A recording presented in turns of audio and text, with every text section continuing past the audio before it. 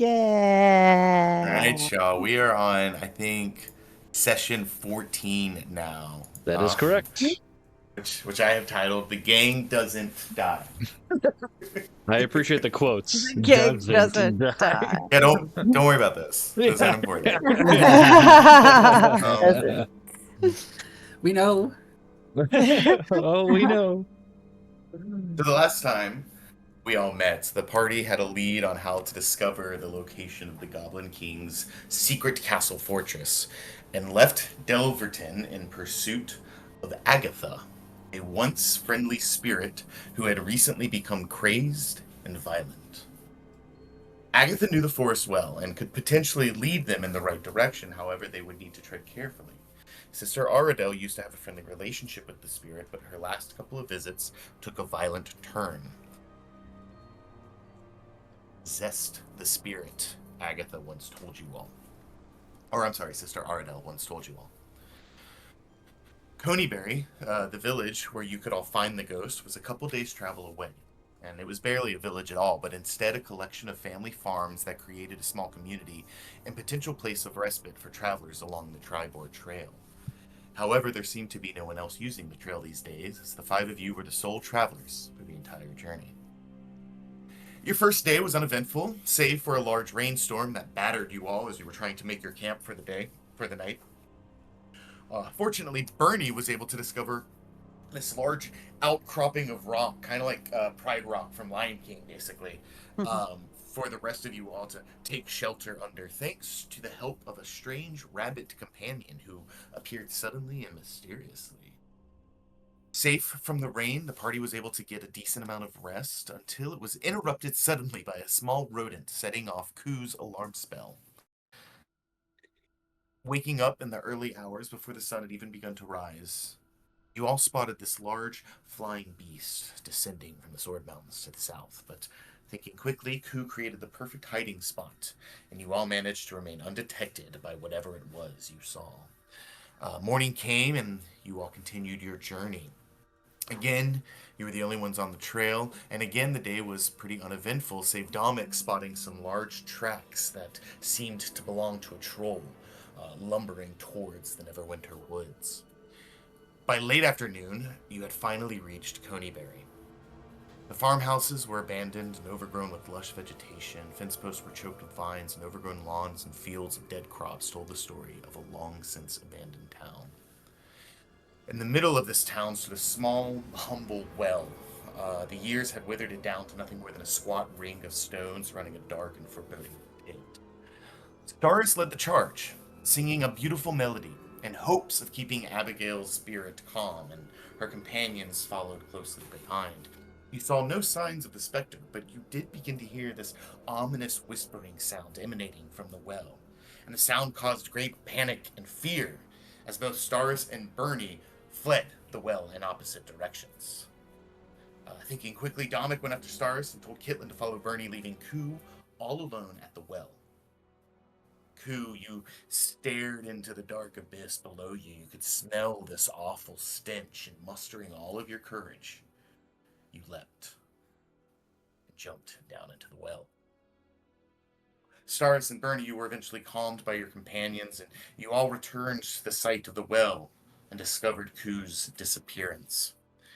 As your concern grew for your missing companion, all signs seemed to indicate that he had gone down into the bottomless, murky depths below. And after a few tense moments of you all sort of panicking and looking over the edge and wondering what to do, Koo finally emerged, breaking the surface tension of the water, holding something unexpected in his hands.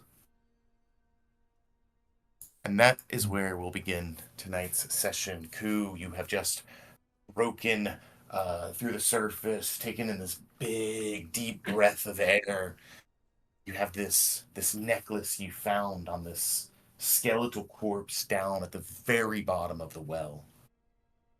You managed to put yourself in a position where you're floating, giving your arms and legs a rest, a much needed rest. You just lay there and try to focus on your breathing, holding this necklace over your chest. The rest of you are all up the top of the well, staring down. the stench is awful, but you're pleased to see your companion safe.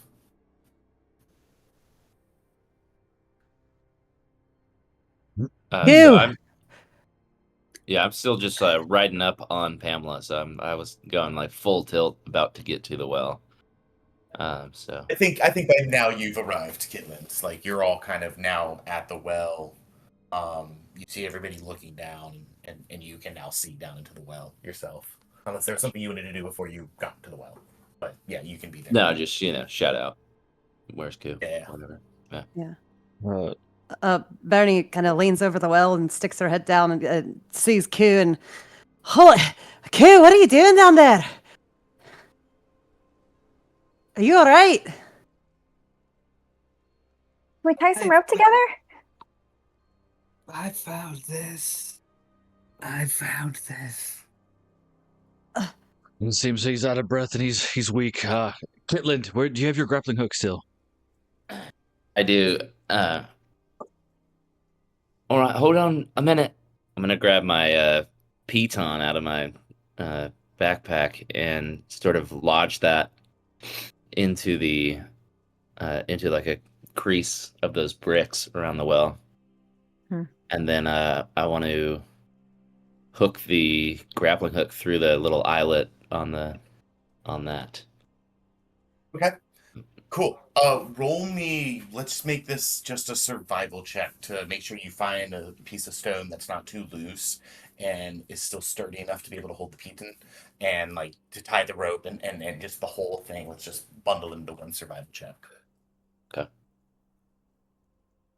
While he's doing that, can I look around and just kind of, do I sense any other presence? Does it feel like whatever there was here is gone? Like, Okay. I don't know.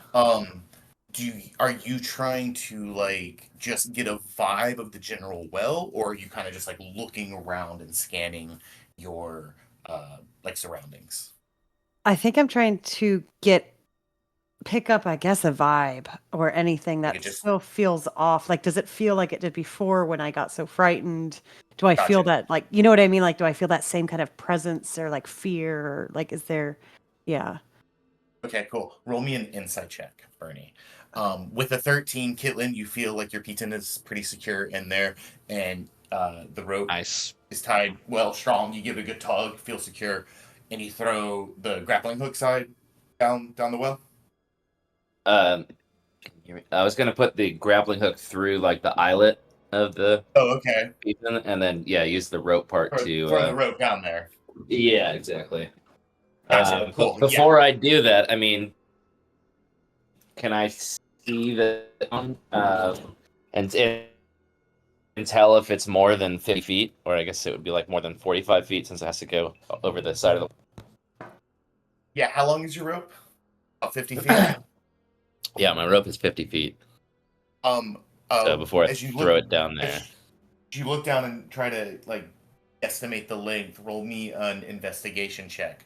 Bernie with an 18 insight, and you kind of just like take in the vibe of the well and the surrounding areas. You don't hear those like dissonant whispering sounds that like kind of started to cause you to panic in the first place.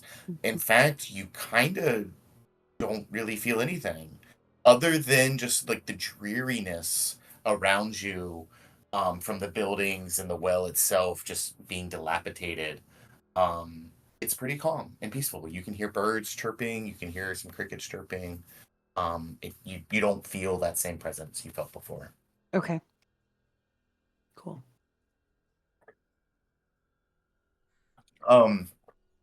15 investigation. As you look over the edge, Kitland, and kind of scan, you're actually pretty good at like measuring like links, just with your eyesight from a lot of time working and doing the job you did and harvesting all the materials you used to harvest. And as you look over, you realize that your rope probably isn't long enough. It looks closer to maybe somewhere between 60 and 70 feet down to where 2 is. all right. Do any of y'all have another rope I can tie to the end of this? You don't have any. I have some, and I'll reach in my pouch and pass over the length of rope that I have. Great. And then I will tie that to the end of my rope. If the two ropes tied together, you've got more than enough length. And as you toss it over, Pete and the grappling hook, they all seem to hold. And the rope eventually kind of splashes into the water next to you. Ooh. Dominic, you have the highest passive perception of 13, correct? Or is it 14? 14. As all this is happening and everybody's kind of working together to get Ku out of the well, you take a moment to just sort of just kind of naturally just scan the surroundings. You look back, the road where you came. The road seems empty, nobody on the road. You see Bernie kind of taking a moment to take everything in, and you see she kind of shrugs it off and then immediately goes back to helping the group. You look at some of the houses, you see choked with vines and overgrown and falling apart, the dead fields just sprawling out behind them with dead crops. And as your eyes kind of scan past the houses, you see one house in particular. There's just on the outside of it, along the wall, going behind the house, almost out of view, you see this large, just glowing ethereal light. And as you notice it, it just like drifts out of sight behind the house and it's gone. Ku, the rope hits the water right next to you. By now, you've had a minute to catch your breath. You're still a little tired, but you're not like exhausted or anything like that. You don't suffer any points of exhaustion. You start to feel like you might be ready to try to get out of here, if you would so like to do. Yep. Let's pocket the necklace and ascend this rope. Okay. I'm gonna try to yell down to him as he's fussing with it, and just say, if you tie it to yourself, a lot of us can try to pull you up. Might be easier. Quite a long way to climb.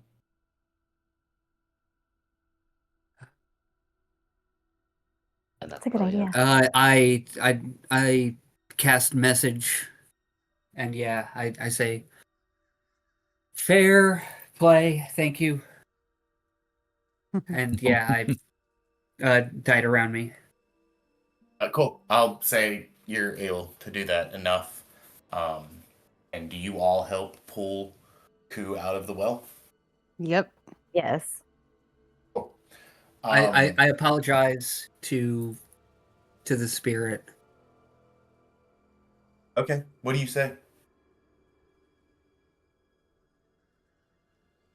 Sorry, we disrupted you while you were here. We just wanted to let you know that some people care, and we do. You usher this apology as up top the group starts hoisting you up out of the water, and you slowly kind of lift out.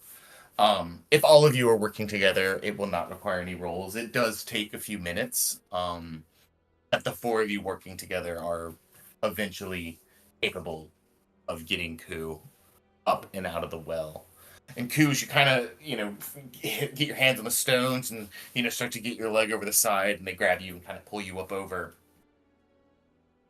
You get onto your feet, and you can now kind of all see what appears to be this necklace in Ku's hand. There's some kind of pendant with a chain attached to it, but it's hard to make out any details as it's all just like corroded and caked with mud and grime. But you can clearly see this chain, you can clearly see this sort of shape attached to it, and it very, very clearly does look like some kind of necklace.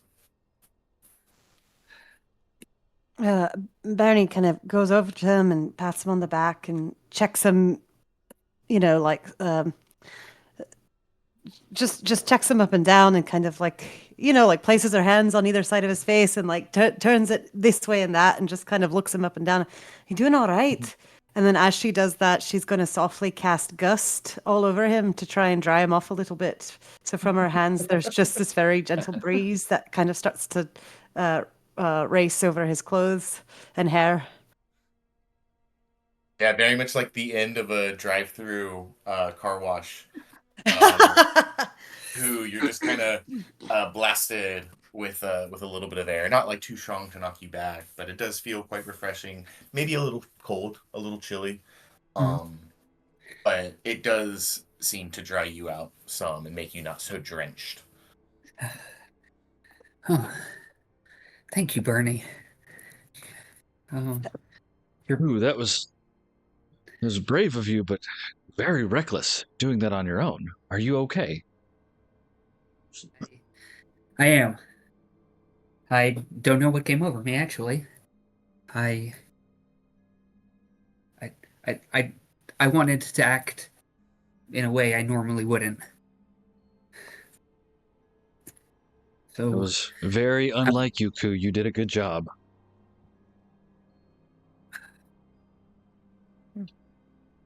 I see you have a I got necklace.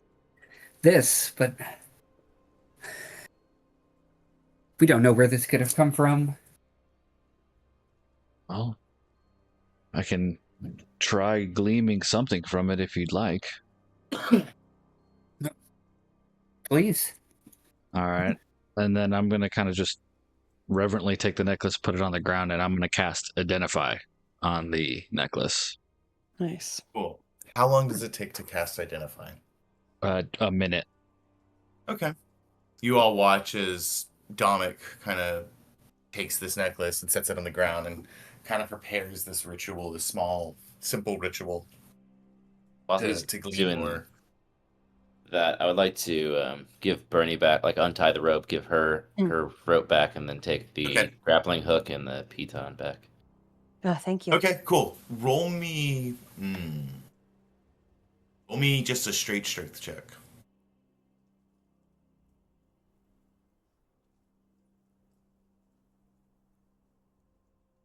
Eight.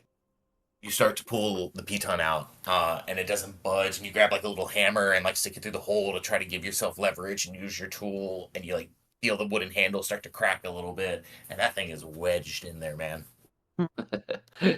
Damn.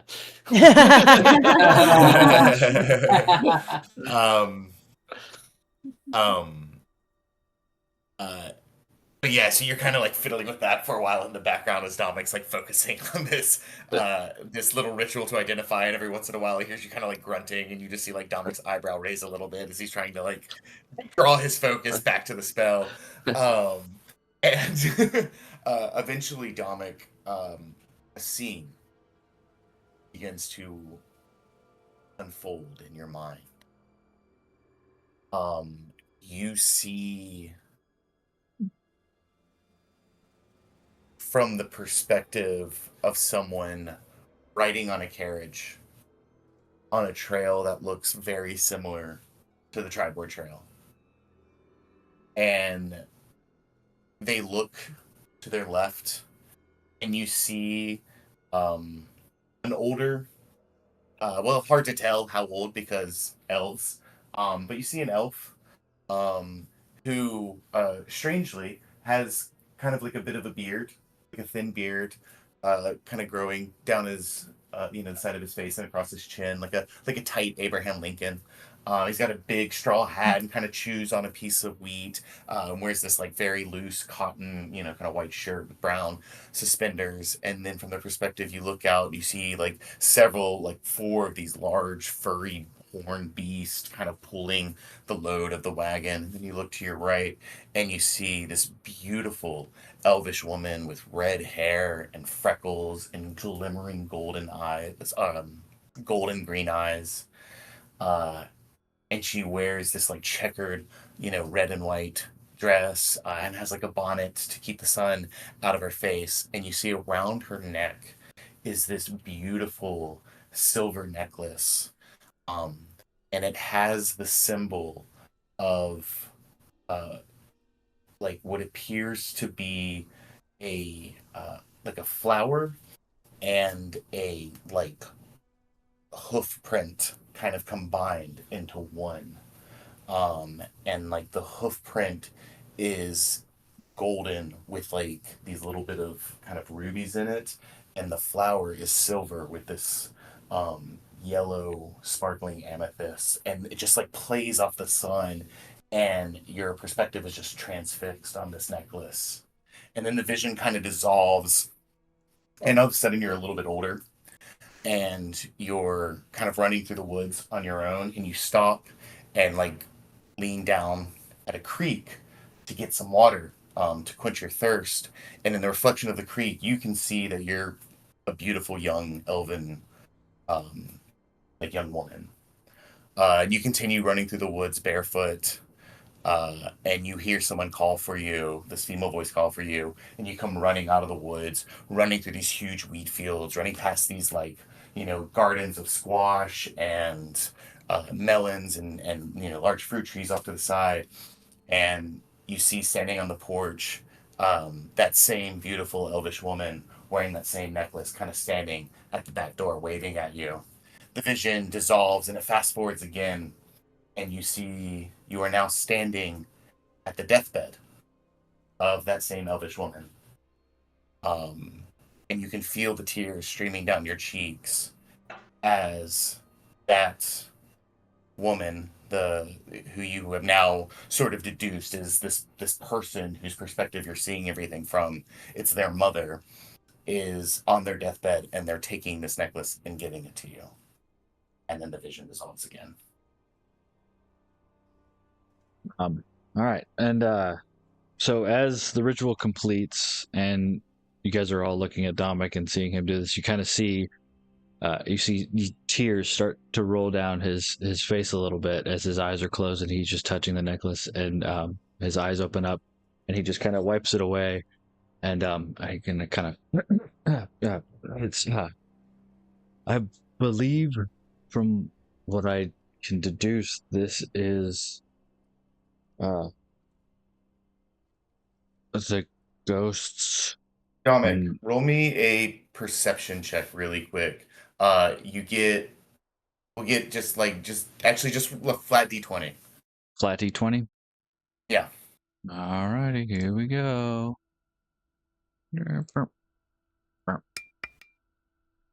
12.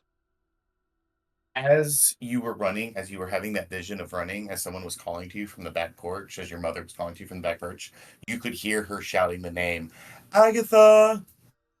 Agatha! Okay. And so, Dominic will wipe the tears and stand up and kind of rub his temple a little bit, and he'll turn to the group and say, "Well, this was Agatha's necklace. What did you find down in the well, Aku?" Oh, it was overgrown, murky, muck, slimy. But I pulled this out as I was scrawling on the bottom of the well. Well, if that was the only thing down there, we can try and possibly deduce that something happened to Agatha and she lost the necklace. She maybe threw it down the well. I can't really tell, but not to alarm any of you. While we were getting Ku out of the well, I believe I saw Agatha watching us from that house back there. Ooh. When you were down there, you took the necklace, like you actually found a human skull or a humanoid skull first, and the skull is how you found the necklace. Do you tell them about the remains that you found down there as well, or do you keep that to yourself? I do. Okay. Oh, well, that changes everything then. So you can all pretty much surmise with the information you have that was Agatha's corpse down there that Ku discovered. Why was Agatha in the well? Well, from the vision I had, she watched her mother pass, and her mother gave her the necklace. That was the last thing I can remember seeing. We'll have to ask Agatha what happened. Right, Dominic, do you know if bodies aren't properly buried, Did they turn into ghosts like Agatha? From my training, would I have remembered how wraiths come about?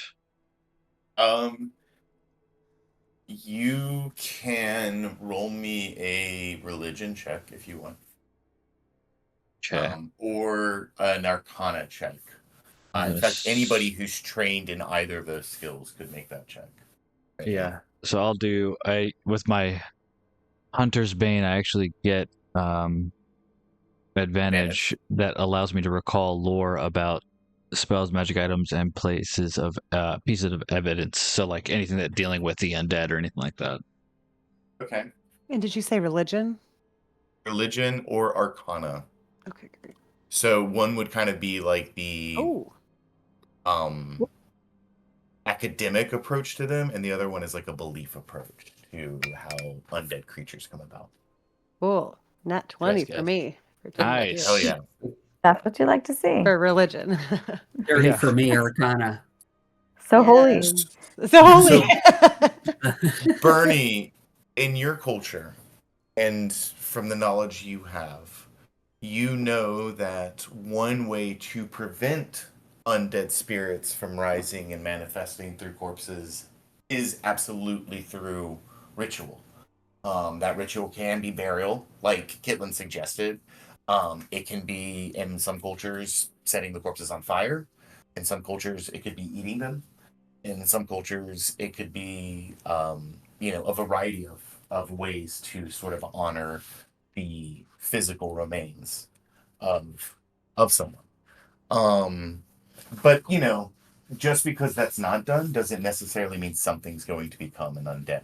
In nature, things are killed all the time and not given a proper burial. And it doesn't mean that there's thousands of ghost rabbits running around every night. So while yes, ritual can prevent this from happening, it is not necessarily the direct cause for this.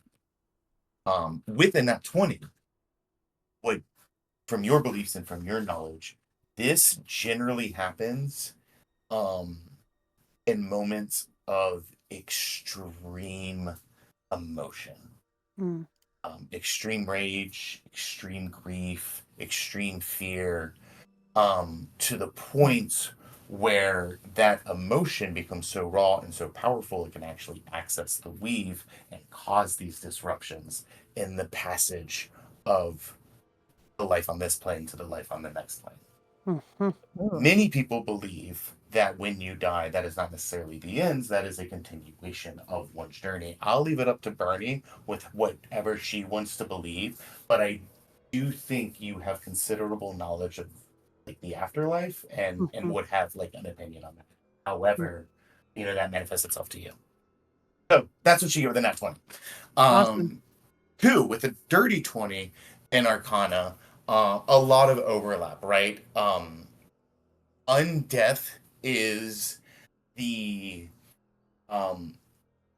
essentially it's the moment that happens when the spirit should pass from one plane onto the next, and then something happens that causes them to get stuck. The easiest way for something to get stuck is there is the plane we all live on, which is materia, the material plane. There is also the Shadowfell and the Feywild, which are parallel planes that almost exist just on top and just below of and can't quite be seen. Then there are planes that exist way for whatever that aren't necessarily super adjacent. Within those adjacent planes, within the Feywild and the Shadowfell, there's also what's called the ethereal realm, and it's kind of this murky amorphous goo that exists between the planes, and it's here where a lot of things can get stuck. So generally it is a result of planar overlap, as well as raw potential accessed by the weave, which you would also know, much like Bernie, can be done in moments of extreme emotion. So just to get super nerdy about the physics of this world, but that's what you guys get with your nat 20 and dirty 20s.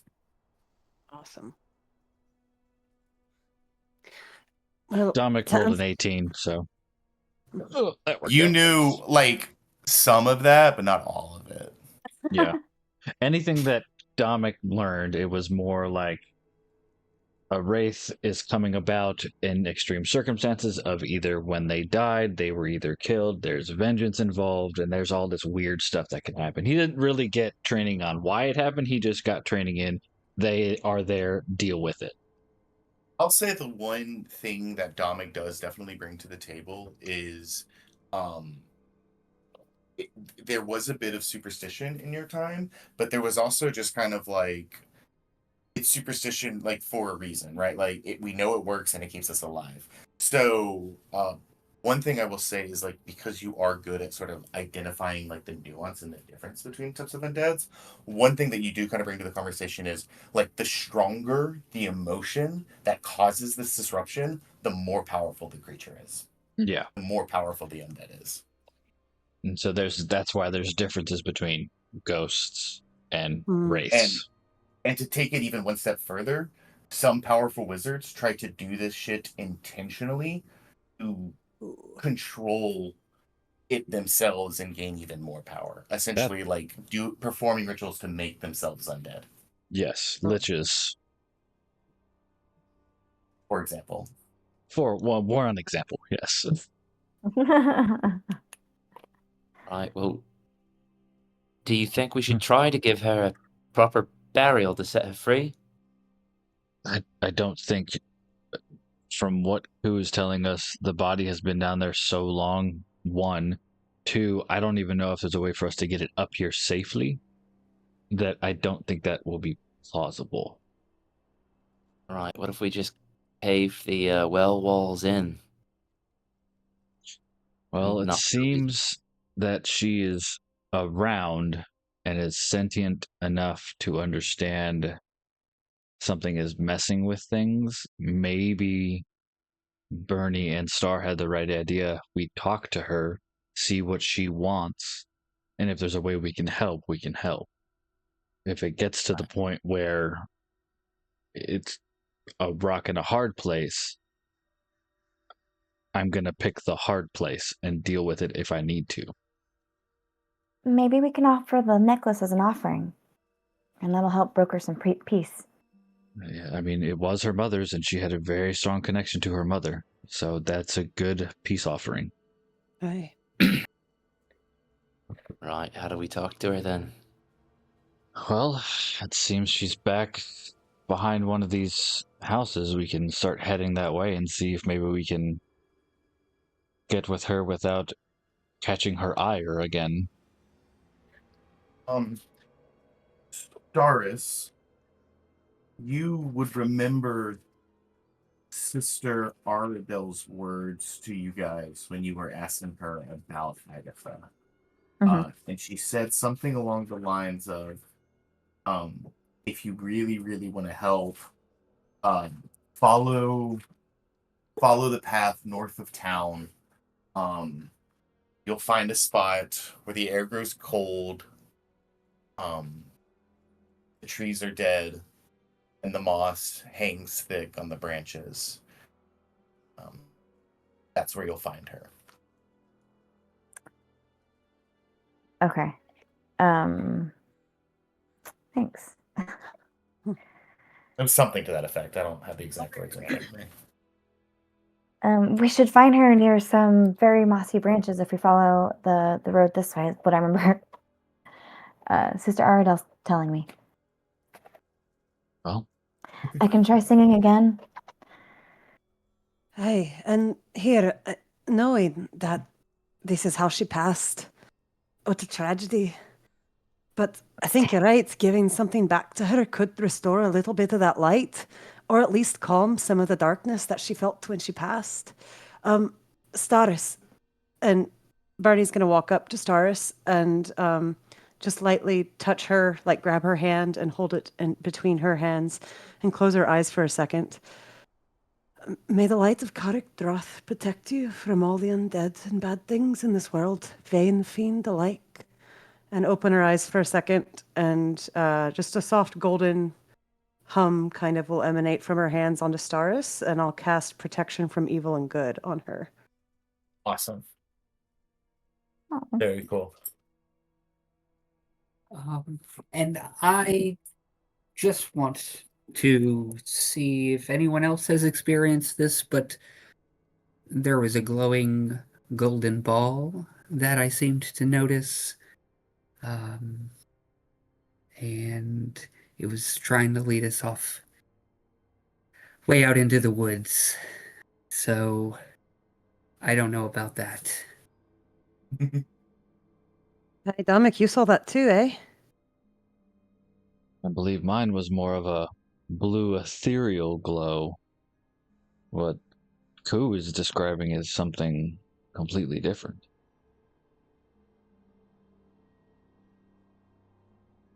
One problem at a time. What Ku's describing is pretty similar. Is it pretty similar? Okay, cool. Yeah, So then, yeah, Is just it- like a hovering, Whoop, whoop, sourceless whoop, whoop. light yes, shape. that is Yeah. exactly what I saw. There are two ghosts. I think we should Right. keep our eyes out. Yeah, let's My- let's start off on our trek to I- find this tree. Okay. So you all go towards the direction where Dominic last saw this light. I thought we were going where Staris told us to go. Yes. To Does it seem Yep. to be in the same direction? Yes. Yeah, it's yeah, Okay. exactly. So Okay. she said like to the northern end of town. That's the northern end of town points towards this one house where Dominic saw the glowing light kind of fade from view as it kind of rounded the corner and went behind it. Cool. And when you saw it, Ku, you saw it kind of in that same direction, but like further away. So where Dominic is saying he saw it, it was even closer. But all generally in the same direction, which all head north towards one of the farms. I'm gonna mount Pamela too. Okay. To go. And then Yaz on to Pamela, and you all start heading in that direction. There's this beautiful, or what was once a beautiful farm home, sort of standing in between you and the barn, and then the eventual tree line where you believe this path you will find will be. And you see that the fence posts are, leaning over and being pulled down by reaching creepers and various vines. You see where a gate kind of hangs askew, painted across the front of the gate is the name. Check my notes. Coneyford. Coneyford. And you walk kind of around the side of the fence, around the side of the house where Dominic saw this weird floating spectral light sort of disappear. And you're around the corner and you see this massive field where you can see like dead squash vines have like kind of overgrown and are just like laying there rotting, and several vegetation that's just like completely rotted to like these small black moldy remains. Big open fields where several long stalks of dead grain lay flat on the ground, and eventually leads to the woods further in. And as you kind of round the house and begin walking through the dead fields of education, and like look around you, Dominic, roll me an insight check.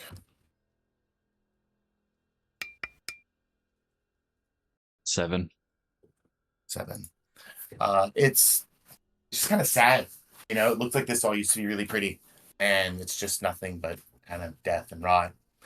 And as you sort of start walking your way towards the tree line, you see further into the woods, all of you, this glowing orb of light, this bluish, kind of greenish, just ethereal. It's quite beautiful, and it kind of almost reminds you of Stars' dancing light spell, but a little bit bigger. And it doesn't have a form. It just kind of glows and floats and seems to pull further and further into the woods until you lose it once more in the trees. You're about 100 feet now, standing in this dead field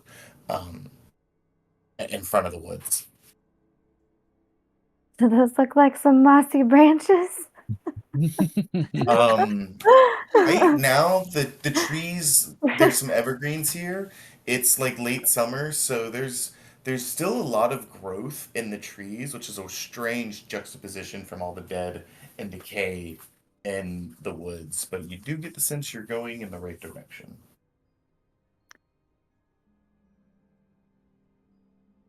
Well, Into I the can woods call we to whatever's go. out there. Star starts to sing up the song that she had originally done as I entered the town. You guys making your way into the woods, and as you enter the woods proper, and the trees start to grow thick, kind of around you, you occasionally see the glowing orb floating just maybe 40, 50 feet ahead of you, flickering in and out behind a tree, and then it disappears, and then it's off to your side, and then it disappears, and it's a little bit closer, and then a little bit further away, almost like it's following you and watching you, and it almost has like a playful nature to it as it just continues to drift further and further into the woods. Sorry, you sing a melody, which is quite pleasing despite the tense environment.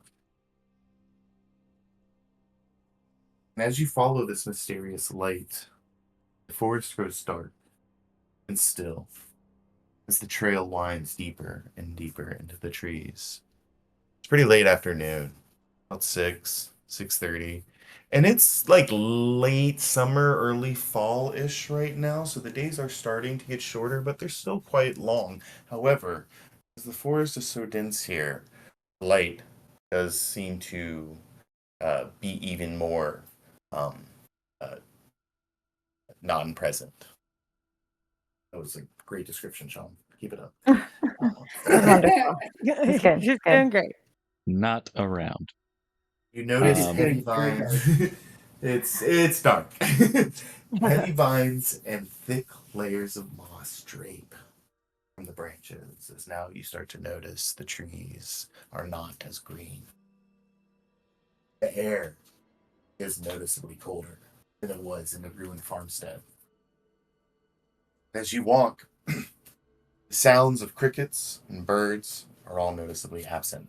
Stop. Blanketing you all in an eerie silence. Rounding a bend in the trail, you see a clearing, a ring about 15 feet wide where all the vegetation has completely stopped growing and the earth is barren and dead. The orb of light has stopped and now hovers directly in the center of this undead earth. And I'm going to go ahead and move you guys to this map. Oh, Ooh. it's time for a map. Time One for of my favorite things. a battle map, as they say. You see this orb has just kind of floated to the center here. And you've all kind of come into this clearing. You see the trees are thick around you. A little bit of sunlight kind of trickles in, but it's beginning to crest over the trees, and you can actually feel the shadows creeping over the circle, like as you kind of step into this ring. You may place yourselves anywhere you would like to on this map. Give me just a second, and I will give you controls of your character. And then let me know when you are where you would like to be.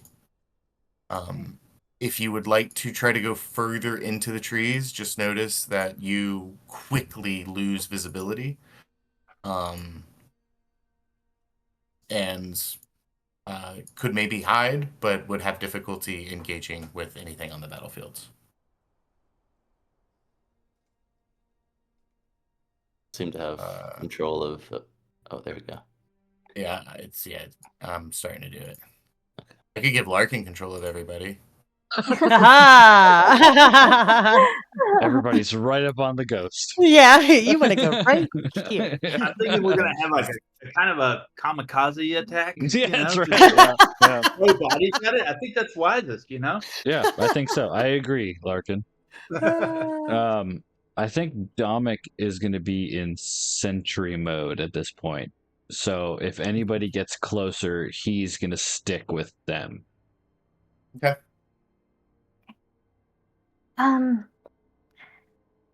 Let me take the necklace, and I'll try to call to hopefully what is Agatha, and hopefully she's in good spirits. I will give you the necklace. Stars, I believe in you, and you are such a great soul. And I give you the necklace, and I cast guidance. Oh, thank you, Koo. Dominic will just kind of reiterate, it seems that if we go closer to the ghost, if anybody's back here, they will not be able to see us. So just be wary.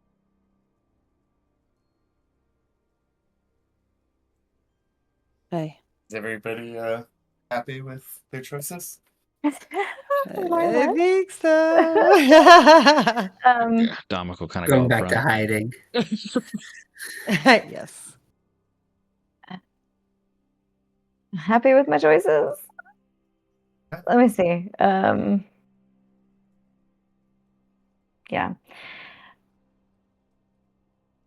All right, here we go. If she's not in good spirits, then maybe we can put her in some. Astaris puts a hand on Dominic and casts Bardic Inspiration and says, "Thank you for having my back." Anytime, Star. Anytime. And she does the same with Bernie because she's right there. She just takes her hand, and to you I give a gift. Hey, be careful. We're right here. So, singing the song to Agatha, Astaris approaches, holding the necklace, and adds to the song that we have a gift. I don't feel like singing today. It's okay. That's totally fine. Perfectly All fine. good. As Staris approaches, the wind begins to howl and blows her hair back. It blows all of your hair back. It just sweeps through this open ring of trees. The shadows continue to creep, almost following Staris as she walks closer to Agatha, continuing to sing this song.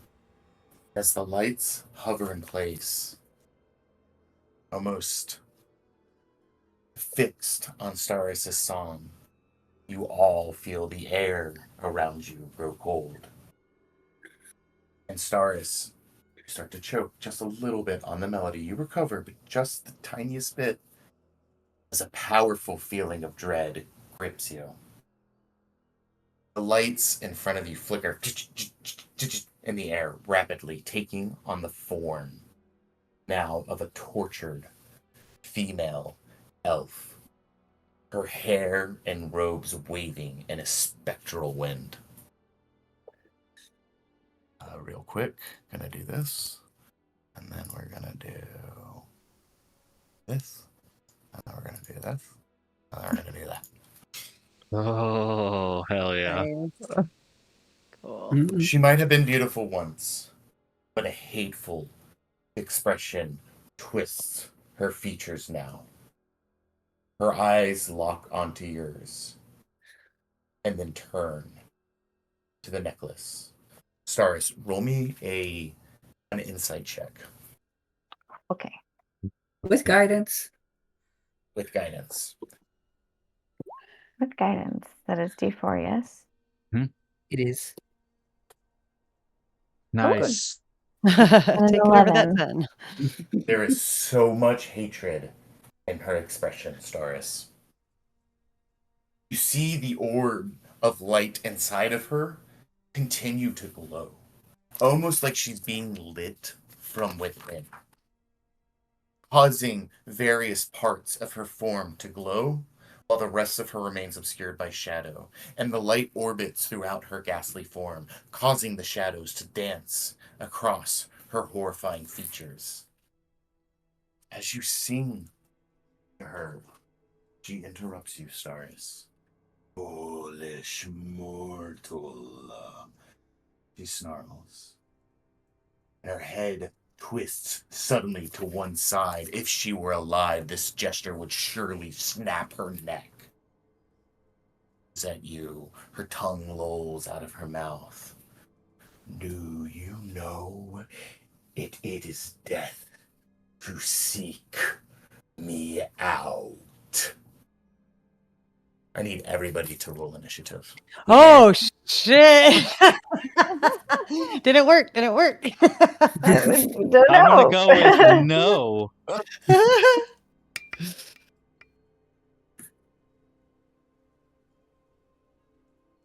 Oh Oh, boy. Jesus Christ. Oh boy. Dude, what's your dexterity? 13 plus 1. Okay. Oh no, guys. Yeah, I rolled like shit for that one. Caitlin, I see yours 11. Staris, what'd you get? 8? Is that you? Yes. Yep, that's me. Gotcha. Oh, this is gonna be fun. Oh, God. I'm feeling those quotes at the beginning of this real hard right now. Yeah. Anyway, guys. It's all fun. Fine. Who am I It's fine. saying? I don't know what you're talking about. Staris, Dominic, what are your initiatives? 8. Or, I'm sorry, your dexterities? I have Dexterity. Plus 1. I have a +3. That makes sense. Agatha is up first. She also rolled a 17, Damn but her it. dexterity Of is 1 point course. higher than yours, Q. Yep. Damn. And as soon as she finishes her threat of death, she lets out a soul-piercing scream. A wail that drowns out Staris's beautiful song. And all you can hear is silence. You can hear your own heart beating in your chest. You are filled with such dread, your heart feels like it wants to explode. I need you all to roll me a Constitution saving throw. So Staris, just really quickly, Yes. you have protection from charm, frightened, or possessed. Is any of this that? This is not. Okay, Sure. and it's not an attack roll either. Okay. This is not. Constitution. Constitution saving? Yeah, con Constitution save. saving throw. Thank God. Ugh. Fuck. It's not good. Ah! You guys see as Staris and Dominic just fall over. Their expressions are locked in pure fear. And Dominic, you also have They a hit bardic the ground. inspiration if you want to use it. Ooh, I do have Bardic Inspiration. So does Sorry. Bernie, but she doesn't need it. Yeah, I'm gonna use my Bardic. Sorry, I forgot about that. D6, right? Fair enough. I was like, I don't think he does. Does he? So it's a 12. Not enough. Yep. Cool. They both look pale. Their expressions locked in complete fear, and they just collapse where they stand. Dominic and Staris, you both drop to 0 HP. No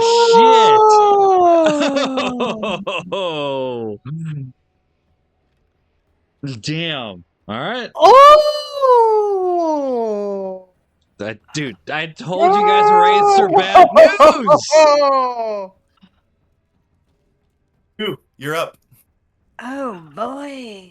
Oh, I'm sorry. No, you're not. Absolutely not. Just kidding. I take that back. Okay. Yeah, that's fine. everybody who succeeded. Yay. We're going to take 10 psychic damage. Oh my As goodness. you power through Jesus this scream, this fucking wail, Christ. this horrifying thing that makes your heart want to explode in your chest, and like catch yourselves, catch your breath, and you look around, you see Stars and Dominic just falling over. You then see Agatha. The lights continuing to swirl around inside of her, illuminating parts of her flesh and then concealing parts of her in shadow. The lights now are starting to peel apart, and instead of one light, it's now two. And then those two lights begin peeling apart. Instead of two lights, it's now four.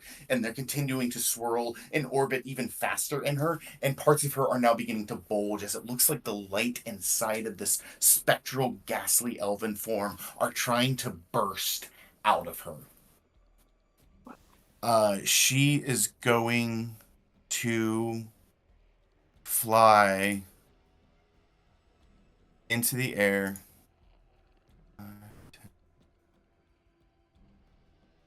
Right there, and then like 25 feet up as well.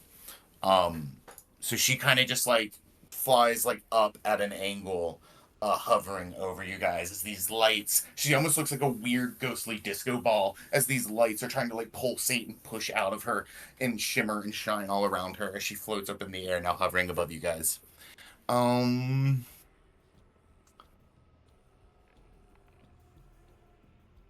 That is going to now end her turn.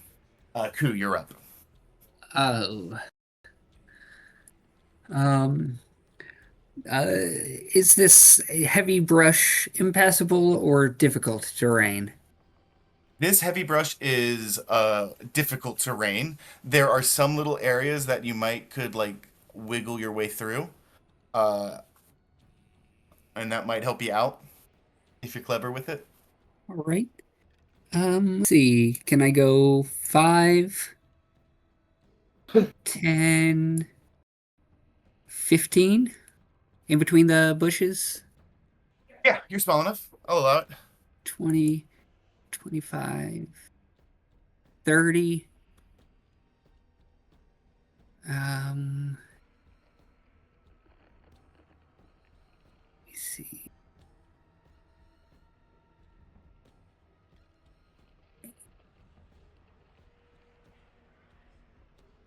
15 feet. No. I'll cast Mage Armor on myself as I emerge from the brush. Can you guys see the little nameplate underneath her that says 25 feet up? No. No. Okay, let me see if I can do something about that.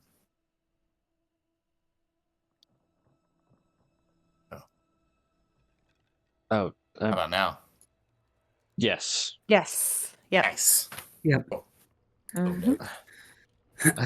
I forgot to say something earlier, but Uh, it's fine. Never mind. You cast your mage armor. This spell. How does your mage armor? What does your mage armor look like? Cool. It kind of looks like a shimmering, like reflective sheen over, over me. So it's almost imperceptible. Except Ku is the glossy version when he's got mage armor on. Nice, like the shiny Pokemon. Correct. That is that the end of your turn? Yep. Yeah. That's all I got. Agatha floats above you all, staring down, and you see the lights now finally burst out of her as several what can only be described as like wisps of ethereal light begin to descend down on you from within her. One of them you see goes straight to Staris. One goes straight to Dominic. And you see as they approach both of them, they just like hover over their face and then like envelop their entire head. And you see as though Stars and Domic's head kind of lift up off the ground as though this wisp of light is like pulling them up. And you see like their eyes just roll into the back of their head and like their arms beginning to twitch as this is happening.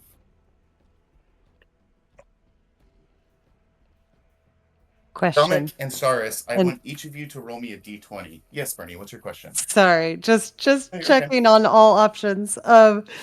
Would protection from good and evil still be on Stars even though she's down, or does it drop? Okay, so this still doesn't do anything. Okay, cool. It's still on her, and it might come into play still.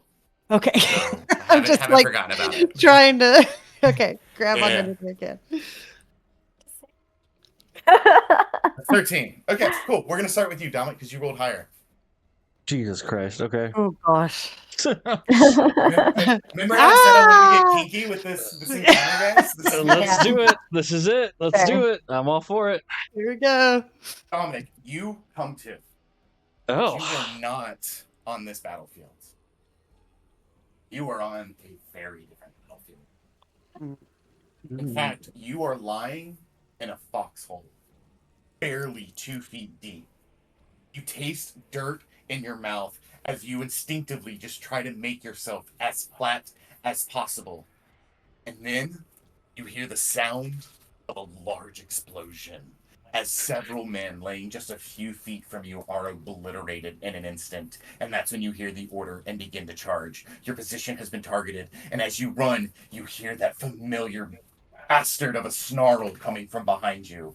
You turn over your shoulder and you see an entire battalion of half-dragons wielding crude weapons and exhaling blasts of various types of energy.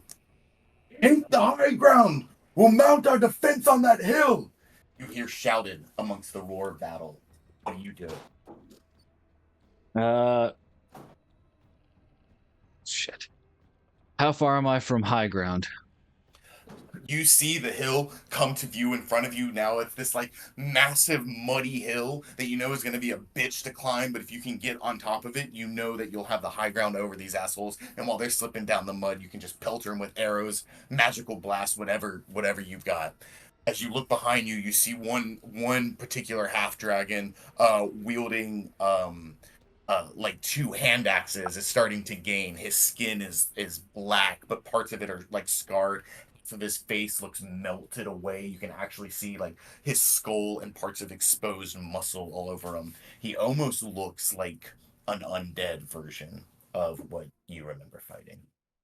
I'm gonna continue running to the base of the hill, and then I'll cast Misty Step and get to the top. And blast up to the top, remembering your training. You have a great vantage. You see several of your men are getting cut down that just weren't fast enough as the half-dragons are beginning to approach. Go ahead, Dominic, and make me... Shit, wrong page. I need a Constitution saving throw from you. But I will allow you to make it with advantage. Okay. Should I use my Misty Step spell for this? Yes. Okay. In fact, real quick, I want to check in with you, Dominic. So you're at 0 HP. Mm-hmm. You no longer have health points. You have what are called spirit points. Sweet. Spirit points are equal to your max amount of HP. So if you take any damage, reduce them from your new spirit point total. Your spirit point health should be at whatever your max health is right now. Cool. So You 35. Okay. You also get all of your spell slots and everything back as though you have taken like a long rest while you're in this form. If your spirit points drop to 0 though, and as you kind of look around and have this high ground, you see that like this whole world is shrouded in mist and is like, you remember these half-dragons and you remember fighting them, and they had bright color schemes. They were blue with stripes and yellow with different like spots and blacks and reds and greens, and these kind of had that, but it's muted. It's very muted. It's almost like monochromatic. And it doesn't mean anything to you. It's like a dream and like weird shit just doesn't like, register. But like this is yeah, that's what that is. So Okay. so Constitution with advantage. With advantage. All right, here's the first roll and the second roll. Natural 20 for a 23. Okay, cool. You see the rest of you that are conscious, this thing that has wrapped its head around Domic's face, this mote of light that is like doing whatever it's doing to it. You can see that Domic's body almost seems to be resisting it in some way. Staris, your turn. Oh gosh. Okay. So Constitution save. You stand with your lute around your neck, your heart fluttering behind this large purple velvet curtain.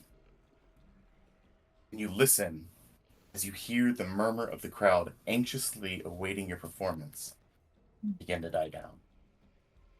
You know the MC must be taking the stage to introduce you. And you think to yourself about the song, the first note you're going to hit. Prepare yourself. You're both nervous and excited to be performing here. You don't even hear what it is that the speaker is saying as they announce you, and then the curtain lifts. And at first you're blinded by the stage lights, but then you see the dozens, no hundreds of faces watching you anxiously, eagerly awaiting you to sing. What do you do? Yeah, Staris starts singing her song. As you go to sing, you have no voice.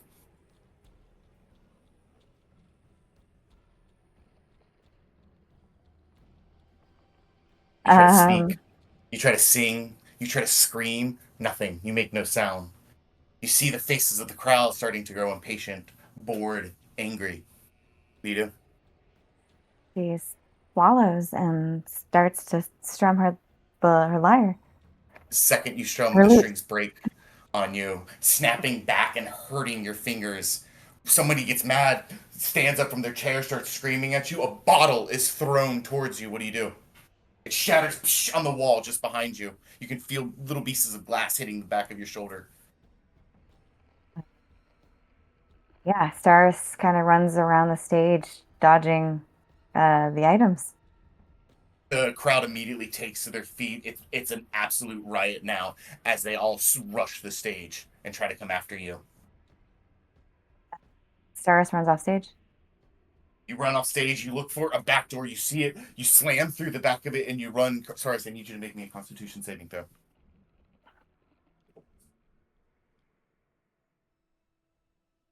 16. You see Staris is also resisting whatever it is this mote of light is trying to do. The other two begin to descend down out of Agatha. Think of 5. One of them is going to come towards you, Bernie. Yeah. Sorry. And another one comes out of Agatha 5. It's going to come down to you, Kitlin.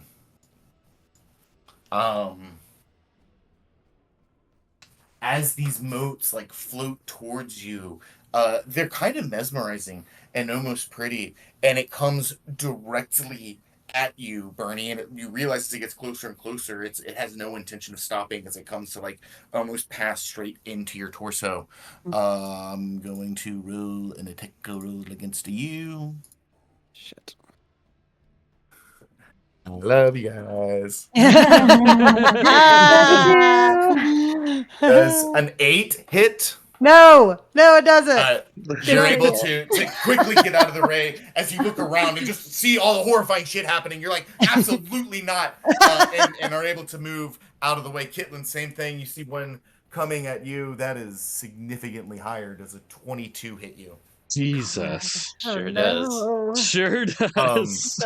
You feel... I rolled like stupid high. You feel a very sharp shock as you take 9 points of lightning damage. As oh shit! Thing, like shocks and scars part of you as it passes through a side of your midsection and then floats kind of behind you. And that is the end of their turn. That brings us to Burning. Whoa. Okay, I have gone back and forth on what I should do. I think at least 20 times now in my head. So I still am like, what the fuck do I do? Yeah, Okay. basically. Oh god. Okay, I have so little hit points. Boy. And was that Okay. magic, Sean? It just did lightning attack on me. Oh, that was just an attack. That just Okay. happened to deal. Okay, and are these things like they're all see-through light, or they have some sort of substance? They look like little balls of light, but it hurt like shit when it passed through you. So it has some semblance of touch. Okay, so In hell. Bernie's gonna. Bernie looks to her two friends and kind of steps back for a second and sees that they've stood up again, but they're not quite themselves. It seems like avoids and dodges the ball of light and looks directly at the banshee and just stares her down. It didn't have to be like this. She's gonna shout at the banshee in Elvish. And then she's going to clasp her hands together, and a bear roar is going to emit from her mouth, and she's going to cast her Barrett's Spear Totem all around them as a bonus action. So that's going to be the everyone that is an ally within within that 30-foot radius. I'm going to place it right on me. Okay. And everybody gets 5 + 3 temporary hit points. Unconscious players, you do not get that, unfortunately. You said So 5 everybody plus 3 gets- to 8? Yeah, everybody gets 8 temporary hit points. Nice. That's crazy. All right. Okay, and then as Bernie like lets out this roar, she in between her hands, it's almost like dew starts to collect in between her palms, and she starts to close it in on each other, and her eyes start to glow like the moon, and she looks up again up at the banshee, and she clasps her hands one more time and releases them, and this giant moonbeam, like the moon has opened up and just spilled all of its light down upon this banshee, opens up, and a ray of moonlight comes directly down upon her head. And I'm going to cast Moonbeam on Where did you want the banshee. bear really quick? Sorry. It's okay. The bear can be just however to get. Yeah, that I think that should be fine. I just want to get both Ku and Kitland within the radius. What's the radius of it? 30-foot radius.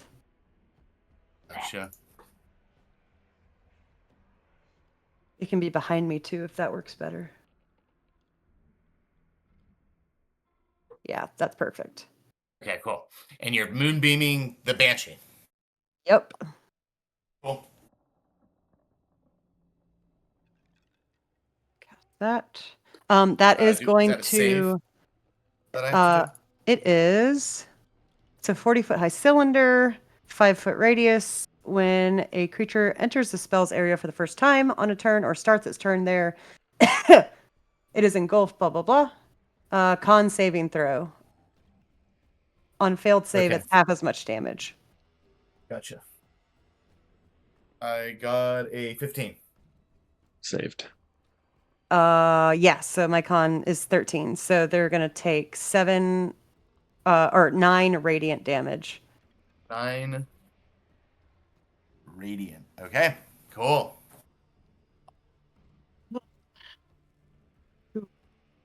You see something really interesting happens as this moonbeam kind of shines down as the shadows continue to take over this clearing. The moonbeam shines down and it strikes Agatha, and she reels in pain as it hits her. And you see, as it hits, it kind of illuminates these like spectral trails just for a moment to the motes of light that have come down and attacked you and your friends. And you see Agatha not only reacts in pain, but so do the motes of light. I think we have to take her down. Otherwise, we might be all doomed. I'm just going to yell that, to Ku and Caitlin. And that's my turn. Cool. That will bring it to Kitlin. Your turn. I don't know if my weapons are gonna do anything, unfortunately. Um, One way to find out. yeah.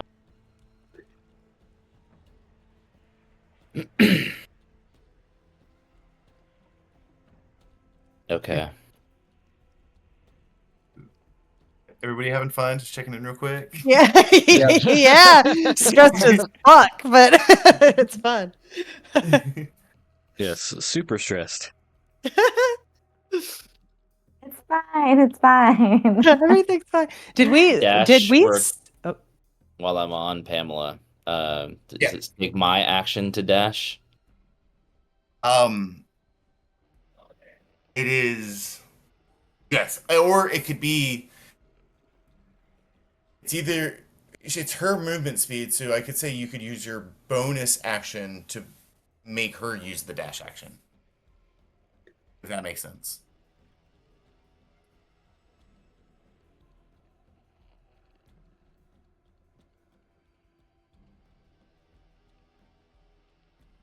Hmm.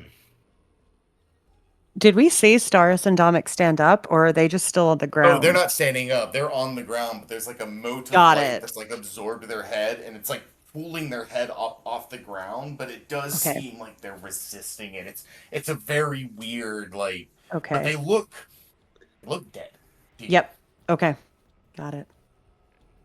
Phew. Like some weird undead magic shit happening here. Yeah. For sure. Icky. You all notice, sorry, just to interrupt real quick, Kitlin, you all notice that when stars fell, the necklace did kind of like fall to the ground. And Bernie, Kitlin, and Ku, go ahead and give me, or what's your passive perception? Or, no, sorry, passive insight. 15 here. 13. 12. Those are all good enough, especially the 15.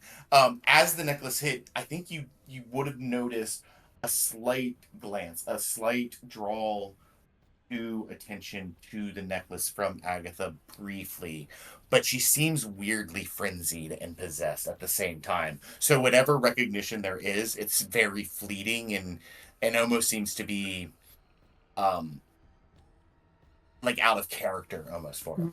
Mm-hmm. So sorry to interrupt, Kitlin. Take it away. The brush with Pamela running through the brush, is that going to slow her down?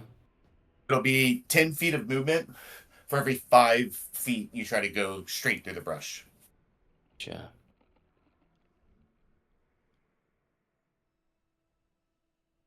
Okay. I am going to bonus action Zephyr Strike. Ooh. Okay. And Cool. then I will move on Pamela, and I'll choose bow or an arrow for my weapon. Okay. And I'll move 5, 10, 15, 20, 25, 30, 35, 40 to here. And what is Pamela's movement speed? 40. 40? And Yeah. I will take a shot at the main baddie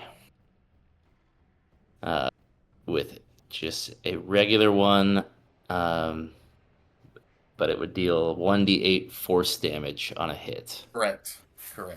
And I have advantage with it. Because of the Zephyr Strike. Correct. Yes. Are you taking the -5? I don't know. It might just shoot right through her, so I don't know if that's the best idea. So I think I'm gonna do an attack for science here, Okay. and Science. not Science. and not take the -5. Oh, Okay. I have advantage. I probably should, right? I'll leave it up to you, man. What's more important to you? In this Killing moment? this thing. But Your reasoning makes sense. I mean, I can see you wanting to go either way.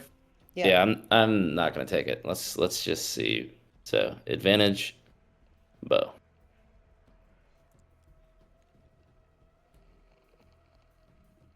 Nice. Does an 18 hit?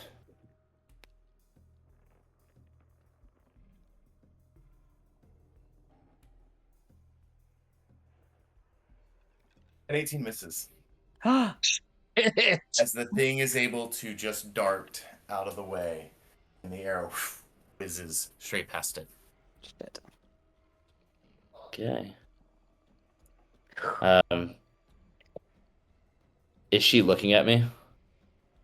Agatha? Yeah. She seems to be kind of just like looking at the situation. She doesn't seem focused on you. Okay. Well, this is Pamela's first like actual battle now, Yes, it is. as a mount, and you just see on her face some of her blood vessels on her forehead start changing color like a chameleon. And then on her big head plate, there's two big, like, false eyes that show up on the plate of her head to make herself look a lot bigger. She pushes all of her blood into her hood. Whoa! Ready to intimidate the Whoa! baddies. That's Very cool. awesome. Love Go, that. Pamela, go! Rawr! Awesome. That your turn, Kitlin? Yep. All right. That'll bring us back to Agatha.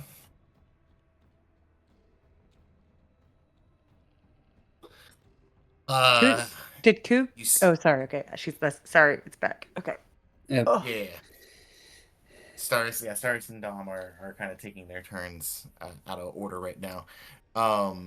You see Agatha remaining 25 feet up, floats in between Dom and Staris, and just looks at you, and you see that like black watery tears just begin to pour out of her eyes and out of her mouth and out of her ears as parts of her like ethereal flesh begins to like congeal and rot in real time, as though somebody like stuck at the bottom of a well over time, decomposing in a wet, moist environment.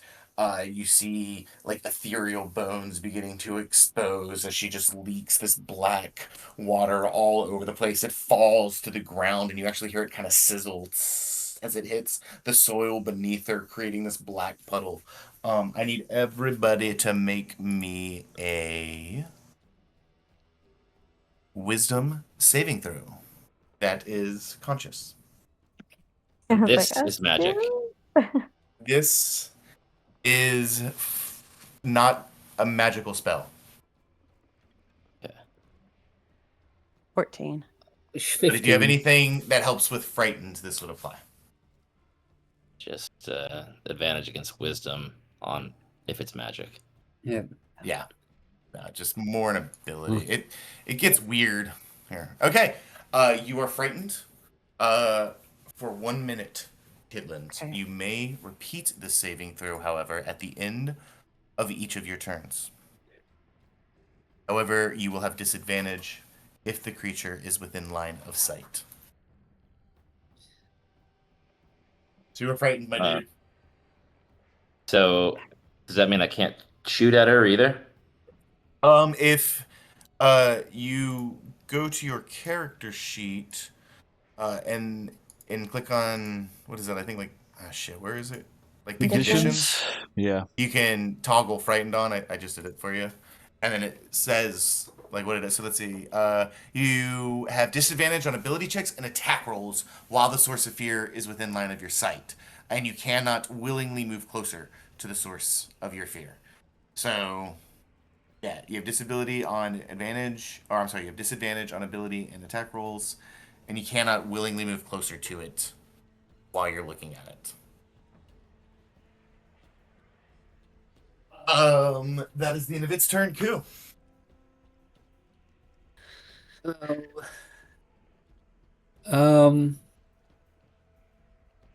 Yikes.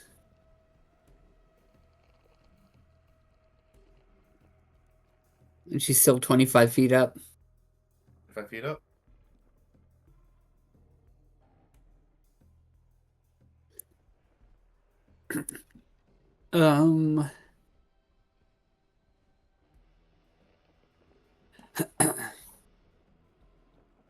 I will cast. I'll Cool take a step forward and open up his spell book and pull out these 3 darts of like a purple energy. And then he'll wave his hand over the darts as they hover over the open spell book, and it'll just turn into a clamor of Ku's thoughts, and it just repeats this phrase: "Rest in peace, rest in peace, rest in peace," over and over again as the darts disappear from above the book and thunder into the spirit that's floating above us. And I will cast Magic Missile, doing thunder damage instead of force. Oh, cool. Oh. Sweet. At first level. And let me roll this damage here. 1. Okay. That's 2 damage. Oop.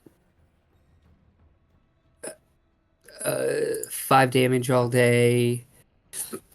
9 damage with the bolts. Nice.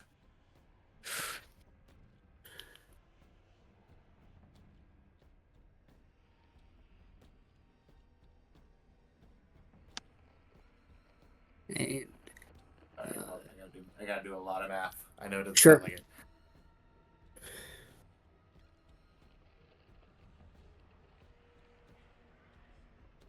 Okay, same thing. As these bolts thunder down on her, you see that she very much resists the brunt of the attack, but it does still seem to affect her. And you see that same quiver of spectral energy emanate from her into the wisps of light. And you actually see both the ones on Domik and Staris kind of react. Oh, man. Anything else? Yeah, I'm going to try and make it through this brush to get to Staris on the other side. Go for it. So I will move. I already moved 5. This go. So I'll go 10, 15, 20,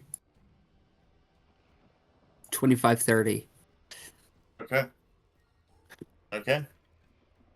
And that'll end my turn. Domik, Mm-hmm. you're on top of this hill. You're seeing several of your men get gut down as these half dragon warriors are approaching. Several other men are trying to clamber up the muddy hill, and some are sliding back down and getting their swords out just to get killed in the process. Maybe 1 or 2 get a killing blow in. Just absolute fucking chaos in front of you. But you are on top of the hill. You have sturdy footing because you use your Misty Step. What do you do? Is there anything like crossbow bolts or anything that's around me that I can pick up and start firing down? You you reach down and actually help like a soldier get up, and as you like pull him up onto the hill, a large arrow just hits him right in the back of the spine, and he dies in your hands as you kind of fall over into the mud and pull him up. You roll him off of you, and he's got a crossbow and several bolts like on his belt that you can easily like get off and equip yourself with. All right. Dominic his training is kicking in. He's trying to keep his cool, trying to keep his breath steady, not get overwhelmed. He's going to equip the crossbow bolts and start firing down from the advantage at that one that specifically was chasing him, the bigger one. You can see that it's like halfway up the hill and just looks at you, and his mouth begins to fill with this like acrid smoke that starts to pour out of it as you fire. Roll me an attack roll. Add your dexterity and your proficiency bonus with advantage because of your position. So attack roll with my dexterity and proficiency. Mhm. All right, cool. So And advantage. all right, we'll roll twice. So that's 11 plus 3, so 14 plus 2, 16.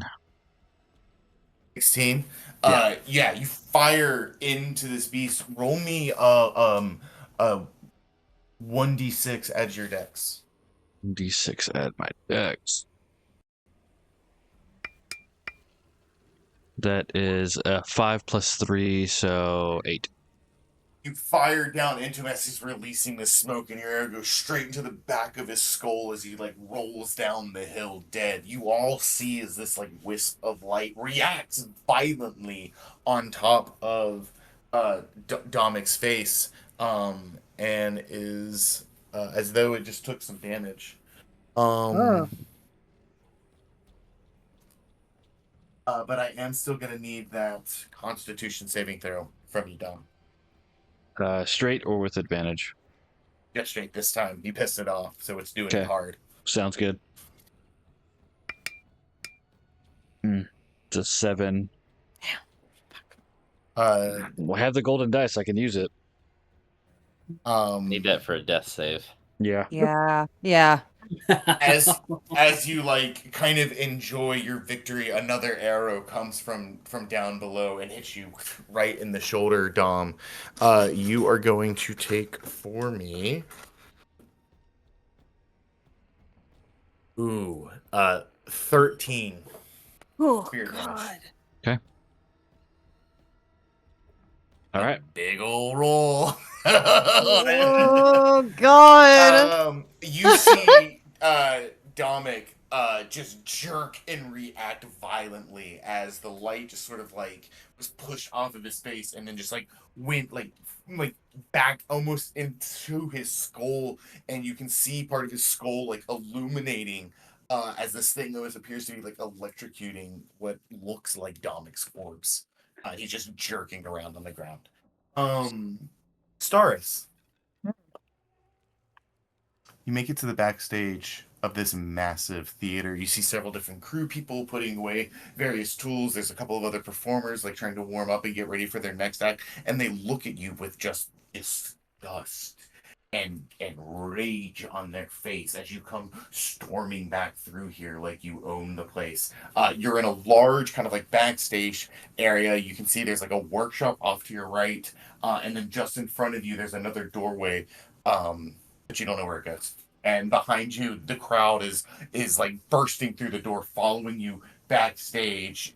And as you turn over your shoulder and look at them, you see that parts of their flesh is dissolved, revealing like muscle and sinew and bone, and parts of their limbs are breaking. People are literally getting trampled to death as they're crawling over one another to get to you.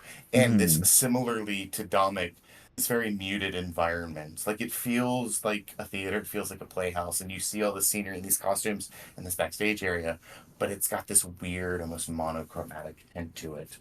Doris, what are you doing? Staris looks at the door and then whispers to herself, "Can I talk?" Can she hear her own voice? Can she make a sound? If you try to speak, even to yourself, whisper, nothing. You make no sound. Okay. Yeah, she moves towards the door. You open the door, and there's this like long hallway. You see that there are several doors branching off this hallway. They could be, dressing rooms. There are some offices. The the hallways like wrap down to the end, and then like turn, like dead ends, and both go like left and right. You don't see any like visible exit or like windows or anything. Just endless hallways. What appears like of several doors leading in various Okay. directions. Woof. Stars turns to the right and chooses a door at random.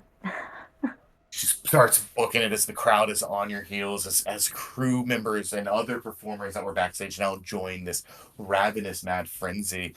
You feel them getting closer and closer. You feel like you're getting out of breath. You open the door and slam it behind you. Sardis, roll me a Constitution saving throw. Straight. Sorry? It's just a straight Constitution saving throw. Okay, got it. Okay. 14. Stars appears to be struggling, but is not having the same violent reactions that Dominic just had. The other Will-O-Wisp is over here, is going to come around and flank you, Bernie. Or not, I guess, flank, but Yep. you got two of them on you now. Yeah. No. Oh man. Love you, mean it. No, this is awesome. I Yeah, am this loving is this encounter. really cool. I'm like, oh god, so many different. I wanted to things. try something new, but Yeah. get a little nervous. Well, when you take down two people right in the beginning, like that's wild. Yeah, it was just us being so close. And bloody the Right. rest. Yeah. Yeah. Ugh. There are two of them attacking you, so I roll 2d20s. Okay. The first one was a natural 1. Okay. And the other one was a natural 20. Oh my no! god! Why? Why? Oh Dude, my god. Sean, you are rolling like a champ tonight, my dude. Yeah. Party does and we hope. Yes. It's all part of my plan, guys. I know exactly what I'm doing. Everything's fine. We're all Everything is fine. great. You have extra Roll characters, right? Roll combos, so it's only 8 damage. Oh, But it thank is lightning damage. cool. It's like sharp pang of electricity just like stabs you in the back. Oh my goodness. Okay. Barney just takes it and like leans over and clutches her stomach, but is still standing. Awesome. That's going to bring us to your turn. And Kitlin, you're on deck. Changes things. Okay. I'm trying to figure out. I saw that the Will-O-Wisp the orb over Domic's head looked like it took damage. Yes. When it took damage, did Agatha respond to the damage that it took as well? Like, did she flinch? Did I see any sort of connection there where when it took pain, she also felt pain? Roll me a perception check. Come on. Really? Natural. I knew that was going to be a shit roll. I just knew it. I totally You knew had it. this thought and you like went to go check, and that's when you got like electrocuted in the back. It was that distraction that caused one to get that critical hit on you, and unfortunately the pain hurt so much that you really couldn't tell. But you have noticed that when she takes damage, They take damage. They seem to take damage. Okay. So that's all I can go off of right now. Okay. Oh boy. I mean, I've got to stay up. So, yeah. So in panic, as Bernie clenches over a little bit and grabs her stomach, she just thinks to the last thing that she felt strong in, And in a flash of light, her limbs extend, and then she becomes once more. She wild shapes into a warhorse, a golden warhorse. Awesome. Yeah. Ernie, I made you a spider, a wolf, and a cat, but I didn't make you a horse token. Where's the horse? How could you forget the horse? No problem. I know, right? That is 100% on me. Just wait till I have like 20 more animals. Yeah, right. Yeah, I'm just gonna wild shape into a horse, and oh boy, I'm gonna stay right there. I don't think I want to move and get opportunity attacks. Did Caitlin get an opportunity attack when he moved away? Did we see that? I used Zephyr Strike. You was okay. Yeah, that's right. Yeah, he used a spell that allowed him to. Okay. Yeah. Yeah, so I'm just gonna stay right where I am. That's my action. Bonus action, I will neigh in the banshee's face. I will cry silently. A single tear runs down the horse's cheek. Crying is a cool, free so- action. That's it. So yeah, so you just turn into a horse for your turn? That's all I can do. Okay, hold on. You guys, give me like 4 more seconds. No All worries. good. I'm gonna go grab a drink really quickly. Some water. Actually, that I sounds was like, good. ah, I'm shit, I doing need to that. get some whiskey. This is Yeah. terrible. Actually, yeah, if everybody wants to take a quick 5, that's fine. I'm done doing what I needed to do. But we can take a quick break. Yeah, I'm gonna take a quick potty break. Yeah. Do your thing.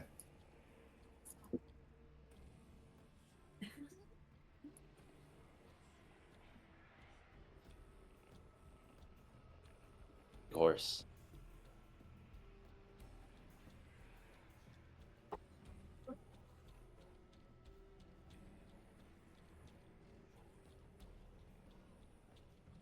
You're a little bit bigger.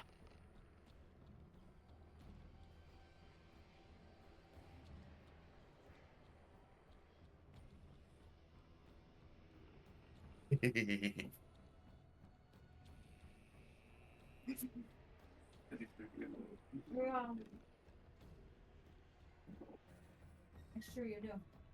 And hey, I your role playing great. Like I know Dominic's getting like full advantages and stuff. Like you're not doing anything wrong. I'm just Yeah. realizing that the scenario I created for you doesn't lend itself to that.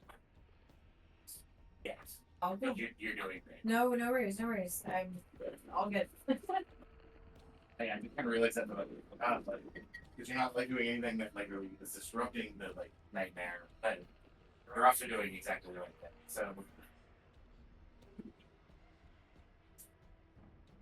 All right, and back for more punishment. Yay! Back. Oh man, this is rough sauce. I'm scared. I'm scared. I'm scared. I mean, Oh, pretty horse. Yes. this is a very amazing. cool battle, but yeah, this That's is awesome, rough yeah. sauce, man.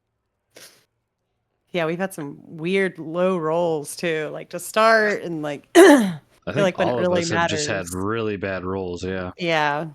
I haven't been sitting down this entire time.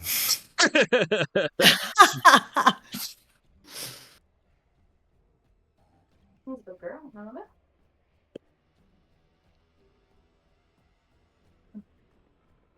I don't know.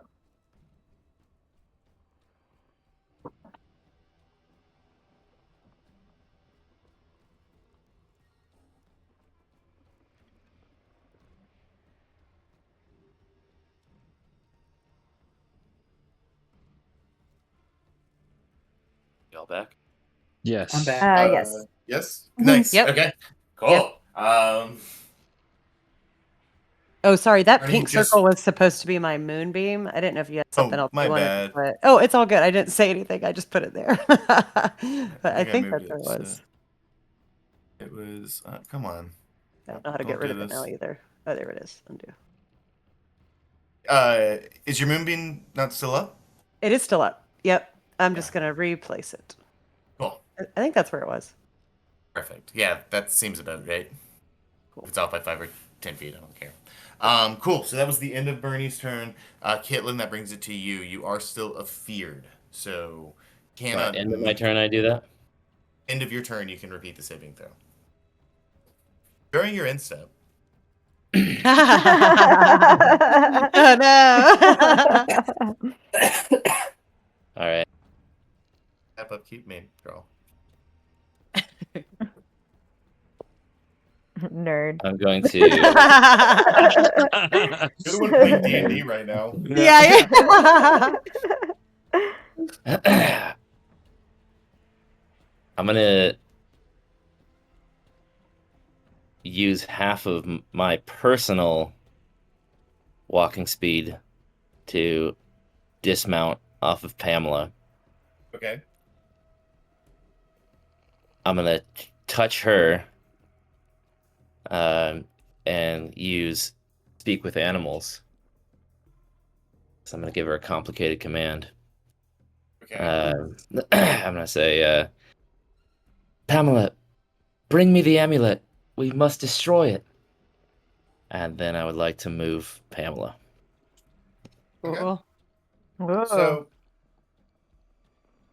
cool. I will say because you used your action to speak with her. She will then take her turn to what's her speed? 40 feet. I'm okay. You Oh, okay? shit. I grouped you guys. I gotta ungroup you.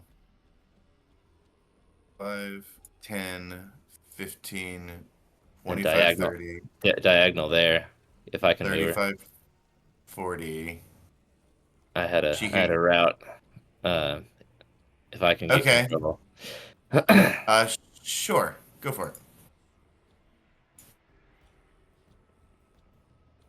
I think you have control of her. Yeah. You not? Not yet. Yeah, you should. Okay. Are you on the wrong? Right? 5, Okay. 10, 15, 20, 25, right? Uh-huh. And then now this is out of the brush. No, you still in 30? it there. That'd be 30, 35. If you went here. Well, 30, Yeah, 'cause you're- 35, and then 40, Yeah. and I'm still in. Or I guess I can't go that Yeah, you'd have to go diagonal. up. Yeah, that's fine. Yeah. We'll say you can. Yeah, we'll say you can just get there. Okay. So I've used my action to Mm-hmm. command her to do that.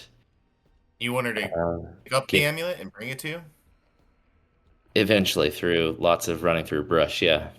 Yeah, I'll say she can get to it and like get it in her teeth. This turn. Okay. Okay. Then I've got half of my personal movement left, right? Correct. Which And your is... bonus action. Could my bonus action be her dash, or she already used an action? Yes, it could. Okay. I will do that then. So, exactly the same path. Yep. Back to you. Back to me. Nice. Go, Pamela, go. And that will be my turn. You still have half your movement if you want to get back on her. Oh, yeah, and then I'll get back on her. That's brilliant. Cool. Yeah. That's Yeah, that's pretty awesome. awesome. That's so good. That's Jump amazing. off. Tuesdays. Jump back on. Cool. And she has the necklace in her mouth. That'll bring it to Comic. Your turn. Oh yeah, no. Just Nope. kidding. Yeah, I was about to say. Nope. Go ahead and make that Constitution saving throw for me. Or not Constitution. Make that Kitlin's a Wisdom save for me.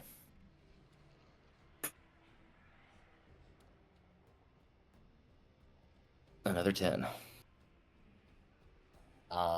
Still afraid, my guy. Yep. That is gonna be Agatha's turn. Okay, cool.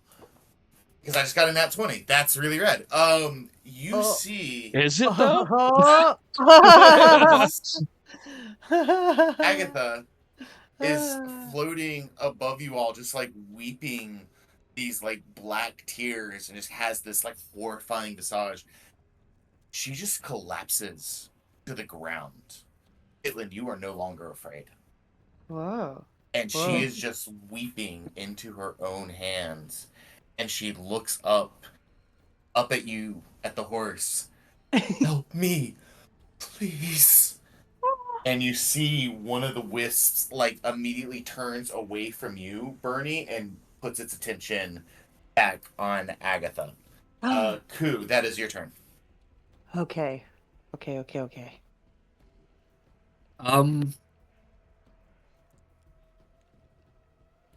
Oh.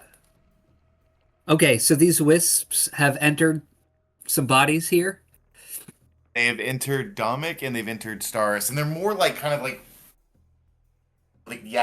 sort of in and around their head. Okay. Think of it like a reverse fishbowl on your head. Yeah.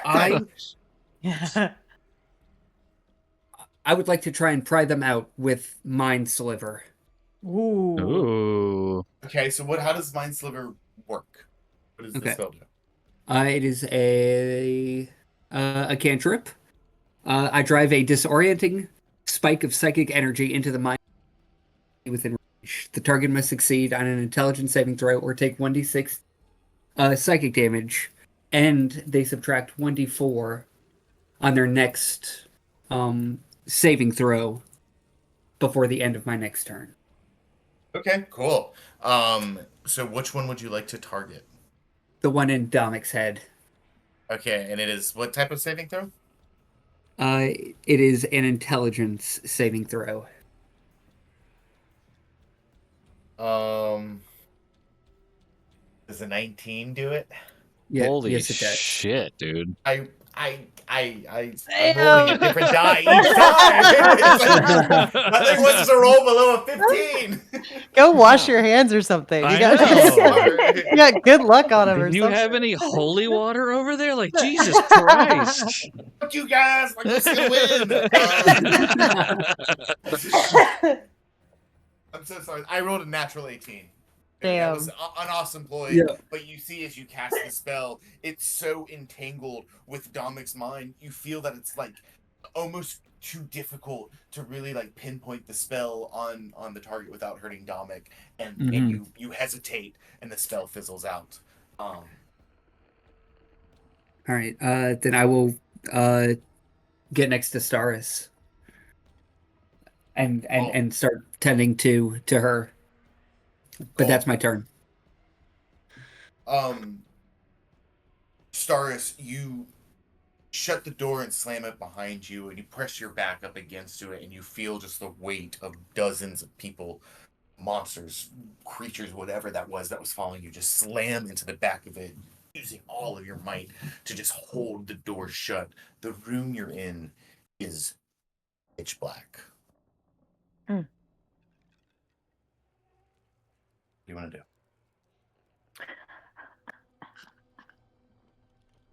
It's pitch black. Pitch black. You can't tell how big it is, how small it is, if there's anything in here, if there's anyone in here. There's just like a faint little bit of light from underneath the door crack where you are. That's just got like you in a small pocket of light, and it is just an abyss beyond that. And actually, as you're holding the door shut and straining to see into the darkness, you can start to see, like, just around your toes, mist.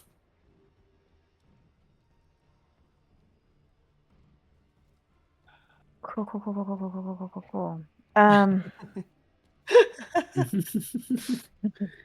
Sarah takes a deep breath and closes her eyes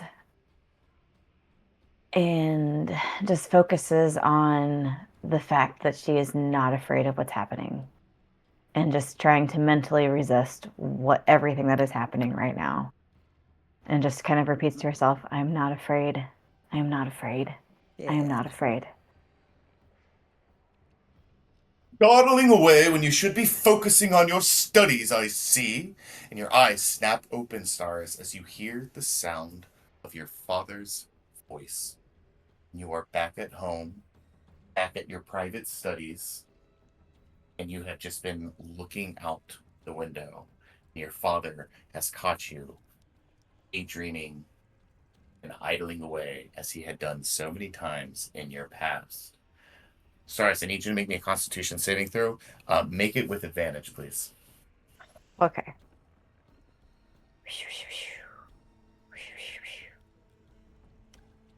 18. Nice. As your father stands there with this stern look on his face, just scowling at you, you repeat the phrase one more time. I'm not afraid. And you all see the mote of light just propel out of Stars and shoot up 2 feet in the air, and Stars's body just goes limp. Then the creature it seems no longer merged and attached to her Yes. face. Okay. Yep. Stomach. You just took this arrow to the shoulder and you kind of stumble back a little bit as several more arrows are immediately followed by the first and try to get cover, and you once more can taste the earth and dirt in your mouth. Belly crawl to the edge, and you see most of your soldiers are dead now as this battalion of half dragons is now making their way to the hill. They're halfway up it. What do you do?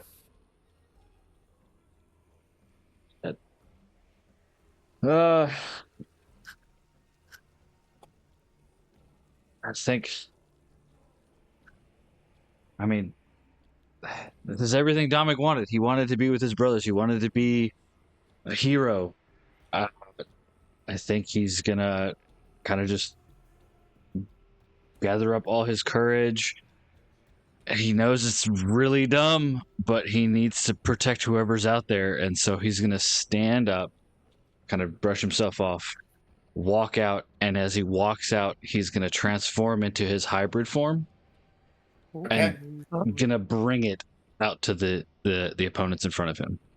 As you start to pick yourself up, and you kind of crack your neck a little bit and crack your knuckles, ready for what comes next. God damn, does it hurt like a son of a bitch. You sling, you drop your weapon to the ground, and as you do, you feel your fingers begin to elongate and to sharpen, almost razor sharp claws. Your nose and face begins to pull forward into a snout as large, long fangs begin to form in your mouth. These sharp, pointed fangs, perfect for piercing and ripping. Your form begins to elongate and lengthen, and as you step out and begin to challenge this platoon of trained warriors, the some of the strongest warriors of the army that you have fought against your whole life, you see as several of them fly off the side of the hill as the earth just lifts up and shakes. And you realize that the hill you're standing on is not a hill. As you see the form of a wing spread out wide and stretch. All of the warriors begin to backpedal and begin cheering loudly as the hill you're on begins to shift and shake, and the form of a dragon begins to take shape beneath your feet. Dom, I need you to make me another Constitution saving throw. However, you can make this one with advantage as well. Oh my god. The fucking dragon. Awesome. Okay. Constitution saving throw. Alright. 16. 16, nice. You just stand in horror as this form begins to take onto you, and the rest of your form takes shape. Dominic, you are essentially Your ears are long and pointed. You're completely bald. Your face is kind of pulled out, but your nose was like smushed up.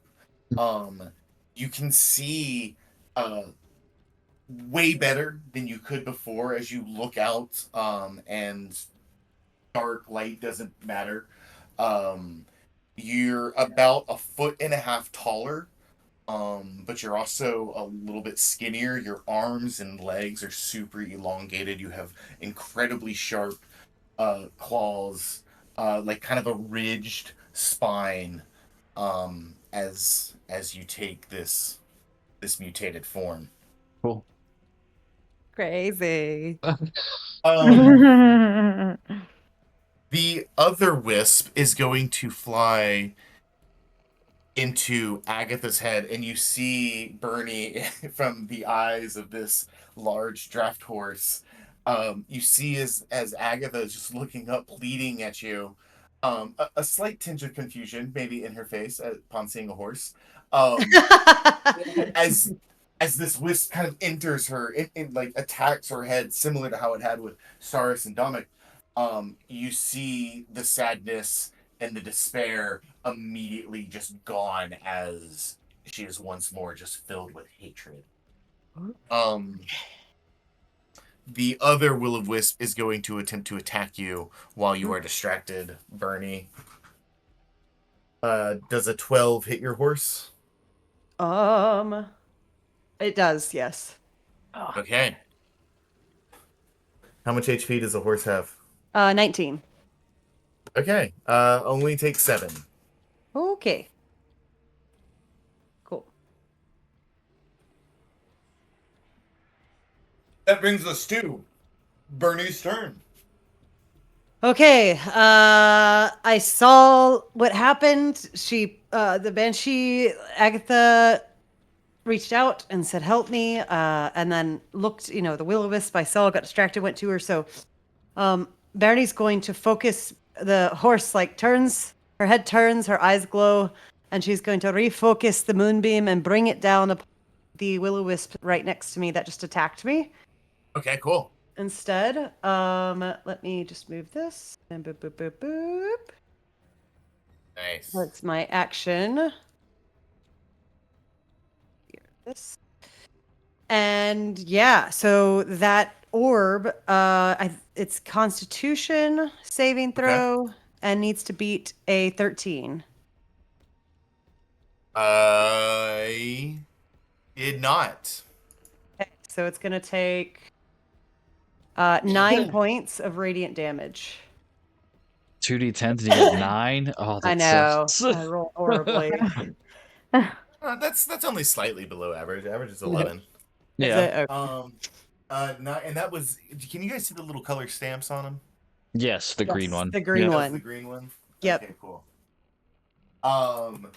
It just is bathed in this moonlight, and you see the thing almost shrivels into a very, very dim light as it takes the brunt of this radiant damage. And because you're thinking of it, Bernie, you notice that Agatha does not seem to be affected by this damage. Got it. Okay.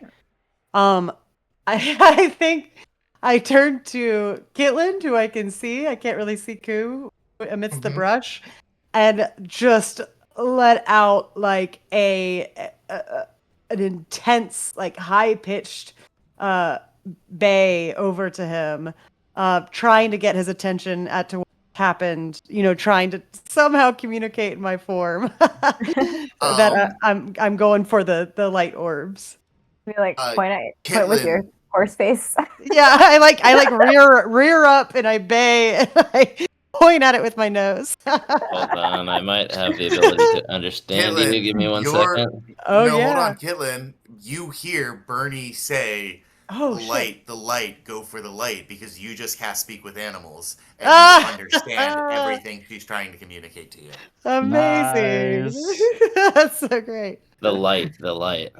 Yeah. I scream over at you.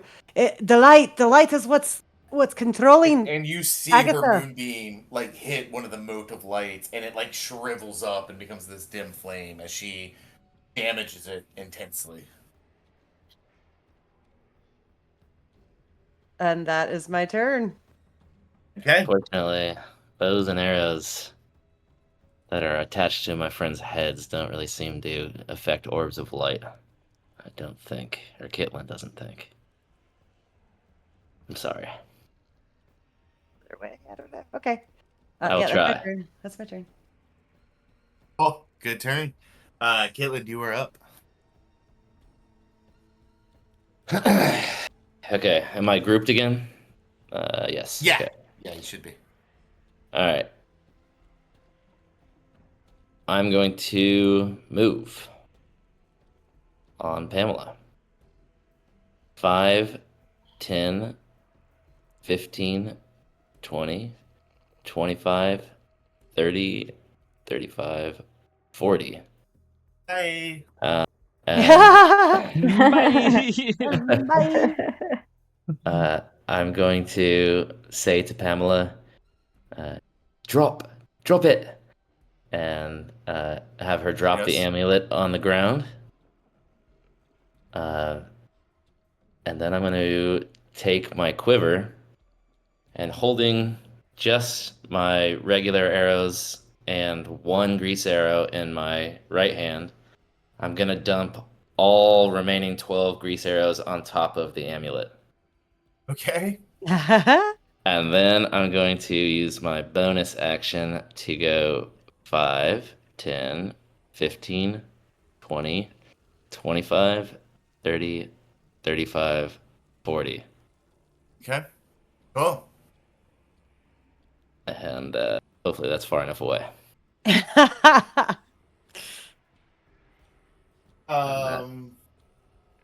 Anything else? That's my turn. Awesome.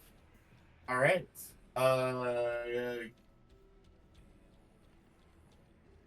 You see as Agatha rises, this light kind of like undulating, like in her face, much like it did when you first saw her out here, and slowly begin to like separate out of her, like bulging in out of her cheek. She just kind of lifts up in the air, and takes in the scene. Two. That's your turn. So she is now once again 25 feet up. And you see the mote of light is beginning to come out of her. The motive light has exited. Not yet. It's like attached to her face and like pulling out of the cheek, but not fully exited her yet.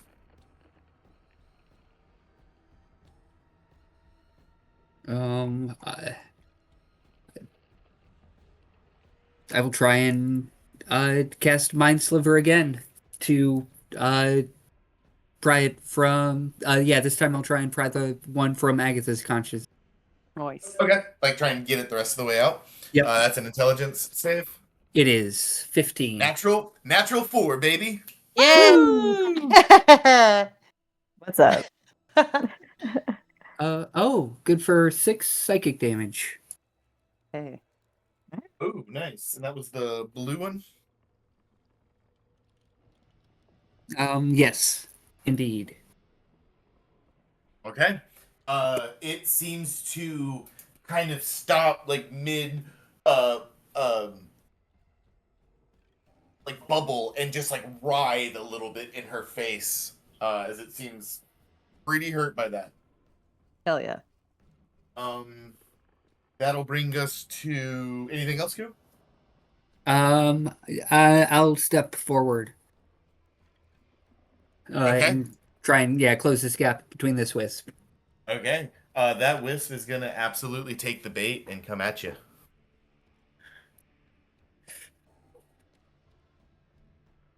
Does an 11 hit? It does not. You are able to jump out of the way as it swoops over you. The other one is going to attempt to flee. Oh, no, I grabbed your... Get out of your moon circle without leaving Actually, your... if it starts its turn, in Oh, the yeah. moonbeam, it takes damage again. Does it take it when you move the moonbeam onto it? When a creature enters the spell's area for the first time on a turn or starts its Okay. turn there, it is engulfed in ghostly flames. So it shouldn't have taken the damage when we moved it to it. So we'll say this Oh, is when that damage would have happened. I figured, just for clarification, it says when it enters the spell's area for the first time on a turn. I figured that Yeah, to mean I'm like gonna on any turn. no, I'm gonna interpret that as it needs to enter that space. But effectively moving it on your turn means that it will start its turn there and take that damage at the I beginning of its gotcha. turn. Okay, gotcha. So it Okay, doesn't cool. like hit it twice, Got essentially. it. Okay.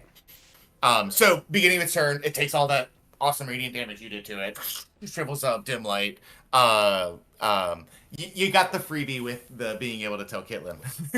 Yeah, for sure. and share Yeah. So it'll try to move out on your turn, and it's gonna come at you, horse. Ooh, that's a I get you, natural horse. Get your horse. natural 17 for a 21. Yes, that definitely Damn. hits. Starts its turn there. Okay. That's gonna be 9 points of damage. Nine.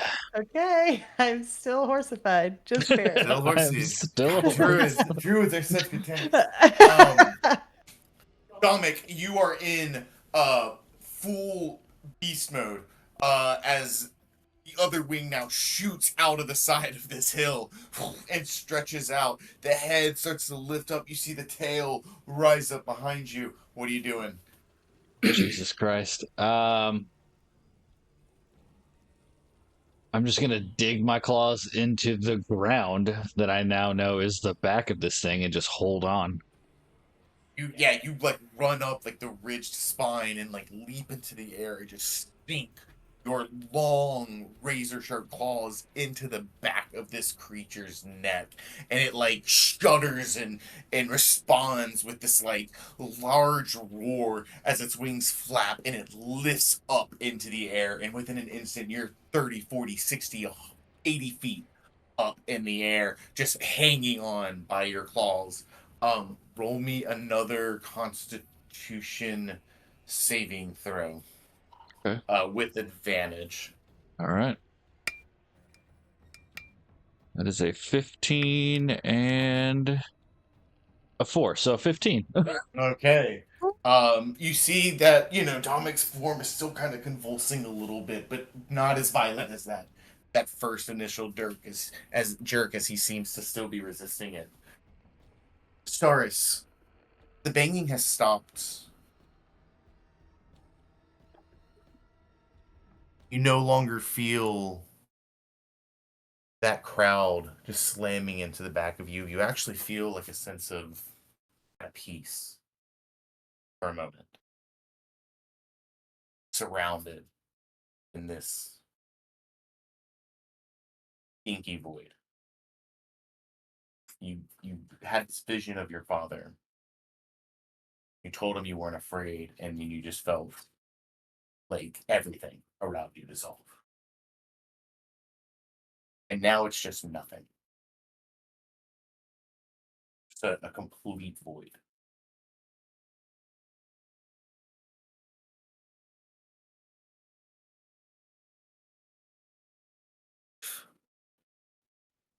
Did Stars have any gods that she worshipped?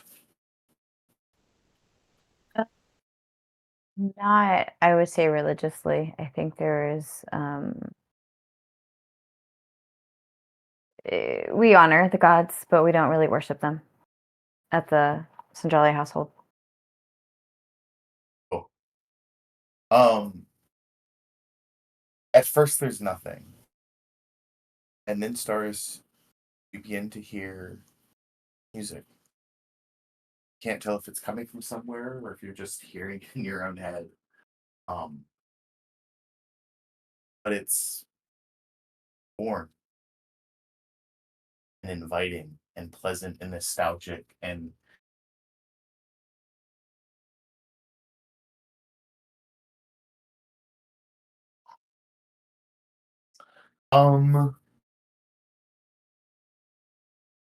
All the other wisps went. That will bring us to your turn, Bernie. Okay.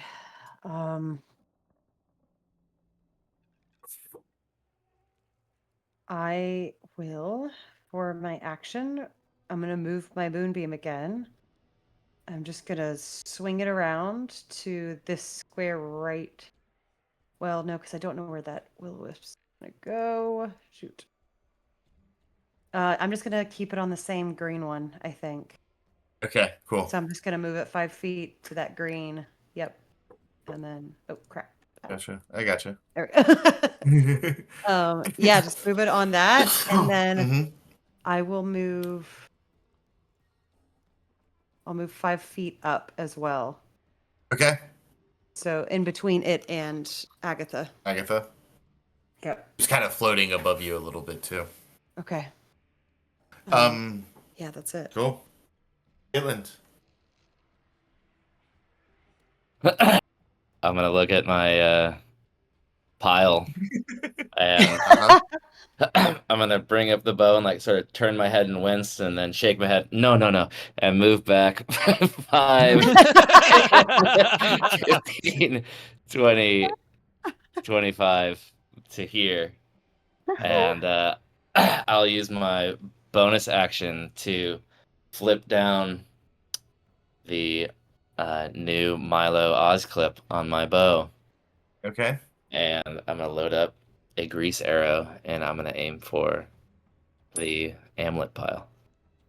Okay. Yeah, roll me an attack roll.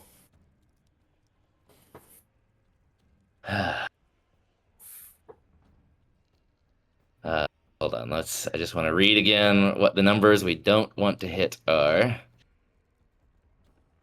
That is 1, 2, 3, 4 are critical misses. Correct. Okay. Okay. Come on, baby. And that's without my +7, right? Right, the +7 will only kick in if you roll a 5 or higher. Okay. Come on, baby. Here we go. Doing it now. Going.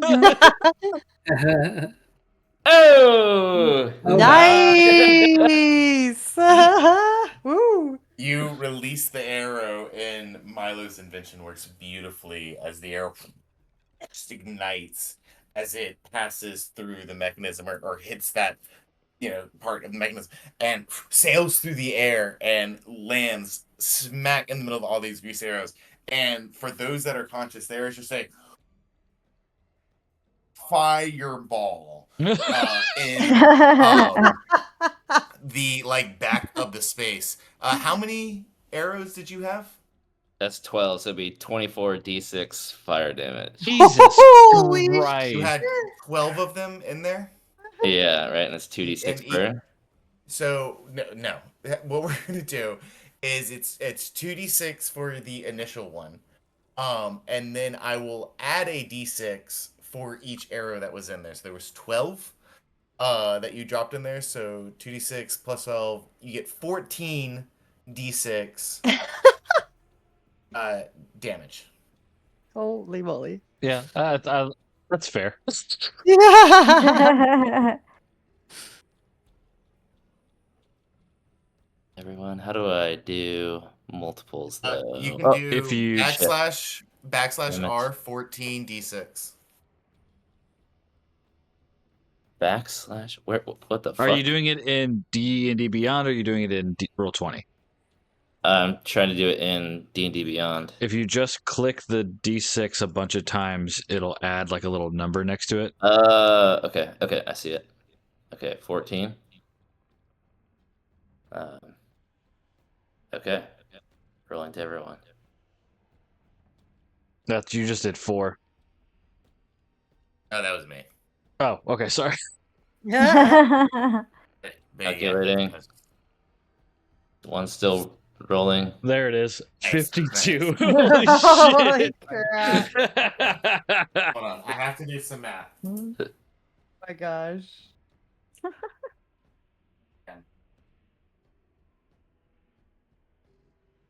Must have had a couple D6s in there. Like sixes. 4 ones, 1d6. Whew. That's crazy. Yeah, That's that's awesome. really low. Yeah, that is actually really low. From what it looks like, there was 3 sixes. You see, as That's Kitlin just crazy. sets off a bomb behind you guys while this crazy battle is going off, that as soon as that thing, you hear this just terrifying scream from Agatha as she is engulfed in like bluish flames Whoa. and begins burning. And as she burns, you hear like a sizzling squeal from each of the motes of light as well. The blue one, the one that was making its way out of Agatha, just like disintegrates and turns into like a wisp of smoke and is gone. As is the green one that Ooh. was in your moonlight. Awesome. As well. Just evaporates into like a thin light. Agatha is just like burning and writhing and screaming and just like thrashing about, still very enraged. Anything else, Caitlin? That'll That'll do, pig. That'll do. Okay. Oh man. That's wild. That'll bring us back to Agatha's turn. Jeez, really? Okay. She's just writhing, wriggling in pain. That makes sense. It's hard to do things when you're doing things. Who? Yes. You're up. Oh.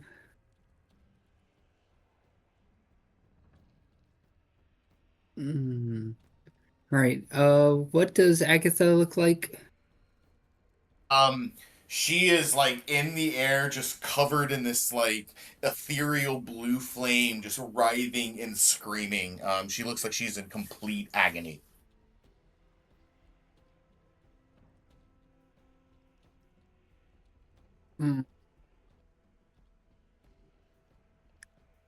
But there's no more moat about her, correct?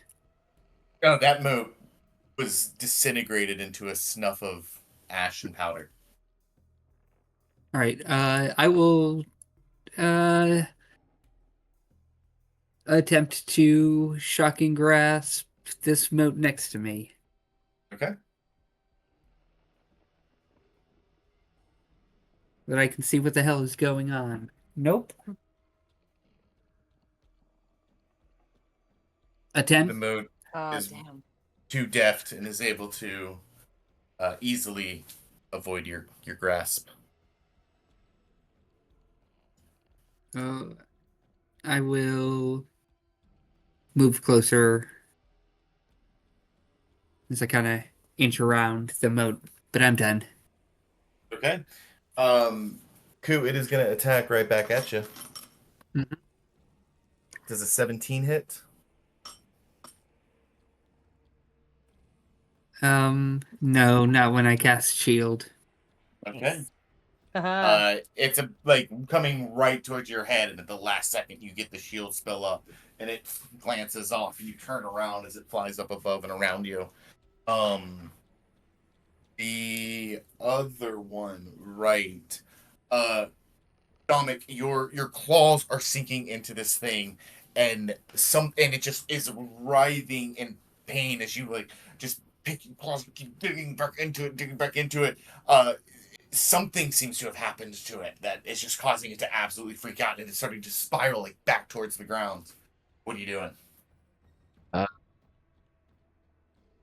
I mean, he's going to take this opportunity just to keep just digging his claws into this back, trying to just keep the momentum.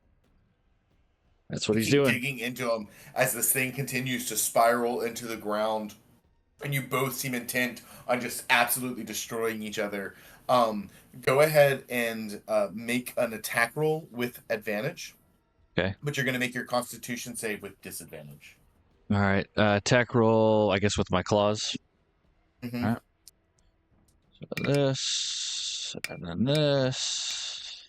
Oh, okay, cool. So they both sucked. Golly. Wow. 8. Okay. And then make that con save with disadvantage for me, bud. Yep. As That one and this one. Oh my gosh. 4! Look at all those shitty God. rolls. no. Shit. Dominic. See something quick. You are going to take. Oh my goodness. Do it. Do it, DM. Let me What? see. Okay. You're gonna God. take 11 points of damage All right. as this creature just like plummets into the ground. You're thrown Ah. off of it, and as it like rolls over and tries to get its bearings, you like pick yourself up as well. These two just like powerful creatures locked in eternal combat. You see Dominic is struggling with this wisp on his face.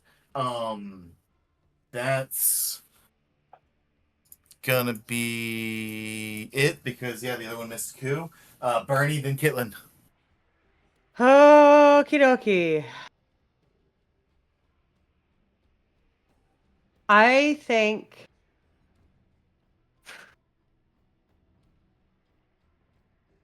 Yeah, okay. The Bernie's eyes just kind of go wide as she watches Agatha writhing in pain, but glancing at the two orbs that are still up, she's looking to the one that's on Domic's head. She drops her horse form, going back to regular Bernie, melts out of it, and then she's gonna fling her hand up and cast Starry Wisp at the orb that's around Domic's head. Okay. So that's just a +5 to hit. Come on. They have a very high AC. Great, because I rolled really That's badly. 11. That's not gonna do it, unfortunately. Yeah, As you try to cast this wisp, and again, it's just that fear of hurting your friend, and it's just the writhing around, the jerking around that they're doing, and the shooting at the ground. It just goes wide, and the starlight kind of bursts into the dead grounds nearby. Okay. And my bonus action was to revert back to my regular form. Okay. That's my turn. Caitlin, you're up. Is that area still covered in fire, or was it like a big fireball and it's just like smoldering? It's like smoldering right now, and it's very smoky. Okay, so I'm gonna move 5, 10, 15, 20, 25, 30, 35, 40. Bonus action 5, 10, 15, 20. And then I get one diagonal per movement, right? So 25. Sure, yeah. Well, I won't really. sure. Well, I mean, I guess I just can I see from here before I continue moving? So I'm at 20 right now on the second one. What You're adjacent to the crater. What's the amulet looking like? You'd have to roll like an investigation check, to spot it, and try to discern it. You know what I mean? Because It's an there's like action? a smolder. There's like smoke. Yeah, I think Yeah. so. Because there's like smoke and smoldering, bits and everything. And if you're like really trying to like identify the body, you know what I mean? You're gonna take a second to look at it. I mean, I feel like it's worth it. Would it be beneficial to be over top of it, or that seems like a bad idea with Pamela, right? So I think you're close enough that it okay. affects the roll. Yeah, I will. Boy, that's gonna be my whole turn though. I think it's worth it. I'm gonna do an investigation check. Okay.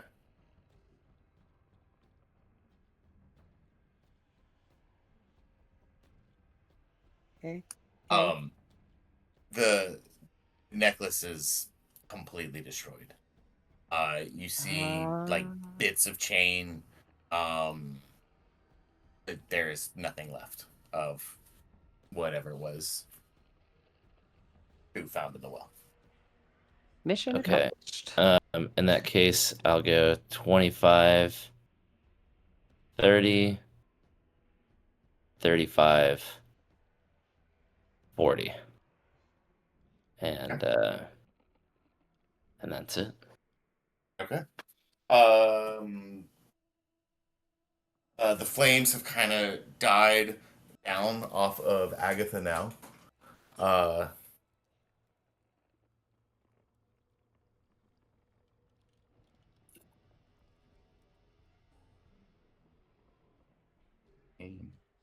What am I not saying?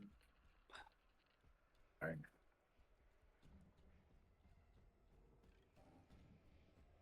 No, not enough. And is just fueled with rage, and she's actually scanning around now, and you see that she looks towards the smoldering pile near Kitland. What's her movement speed?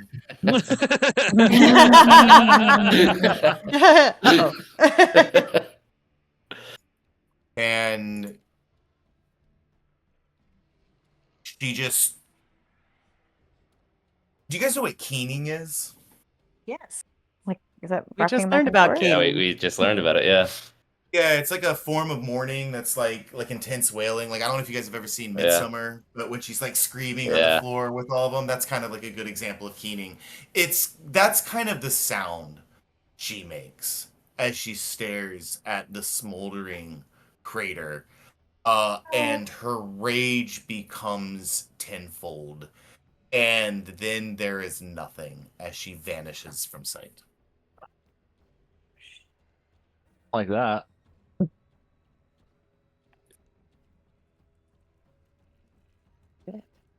That will bring us to...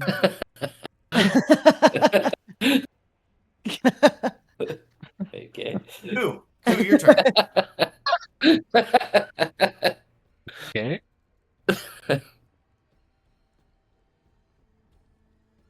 Shit. Yeah, let me try and mind sliver this wisp right in front of me. Okay. 15 intelligence save. As I pry into it and see if I can Natural 3, baby. call. Yeah. I'm calling up for Agatha as it pierces its mind for 3 points of psychic. Okie dokie. It writhes in pain, and it's a very, very dim light, but it is still alive. Anything else? That'll do it. It is going to return the favor, and a 9, I'm assuming, does not hit. It does not. No. Coup dodging left and right. Dominic. It's very slippery from the well. Oh yeah. Oiled up. You are face to face with a dragon, and now that you look at it, you see half of its face is rotted away, revealing a large section of skull where its eye should be, and part of its crown and horn should be. You see chunks of flesh ripped out of its torso and legs, and even as its tail whips back and forth, pieces of it are ripped from it as well. It steps towards you, and the entire earth shakes. What do you do?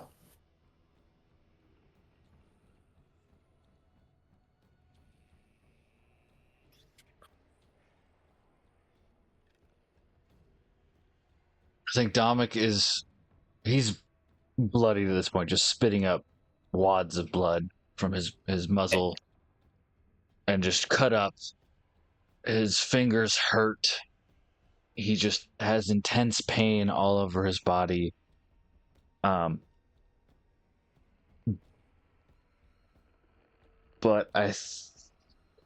Dominic is not gonna stand down.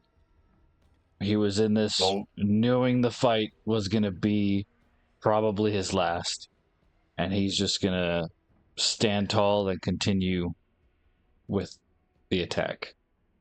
You're both exhausted. Only one attack roll. And roll me 1 Constitution saving throw. 1 attack roll. Yep. 13. Okay. And your con save? 6. God Bless damn. it. Just take me out, Oh. coach. Fuck. Dominic, you rush the dragon. How many spirit hit points do you have? Just out of curiosity.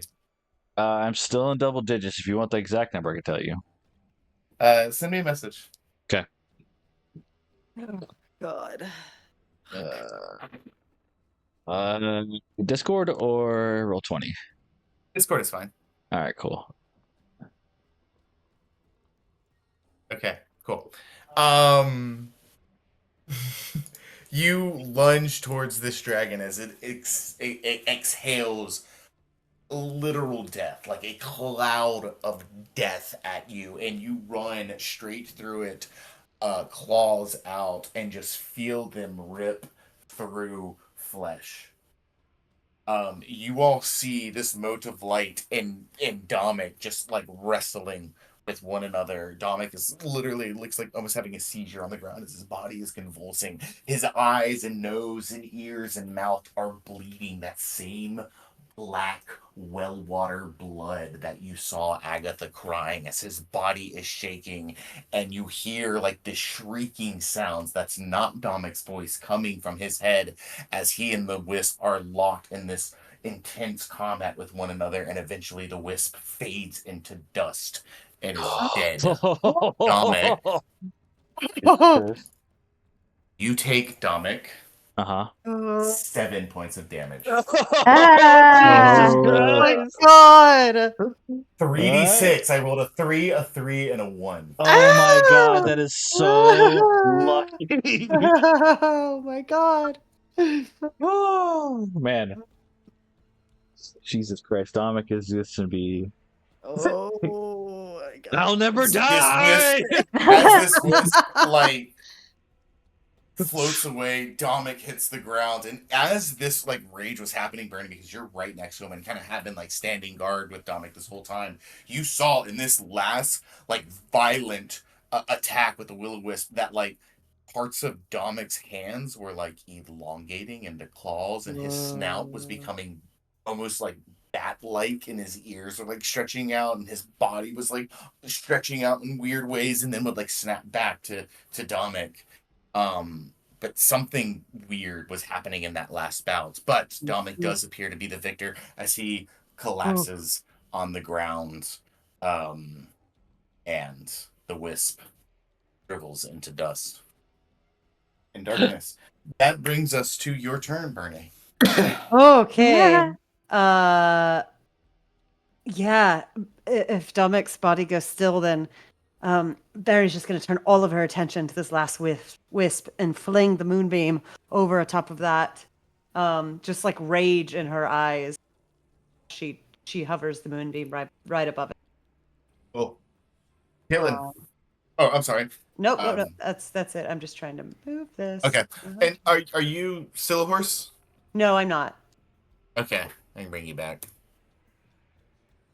Where'd you go? What you doing there, Kitlin?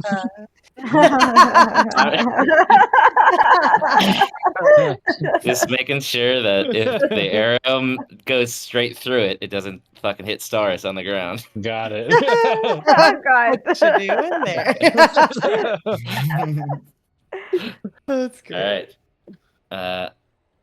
I take out my bow, and I'm gonna take just a regular old shot at it, not taking the -5.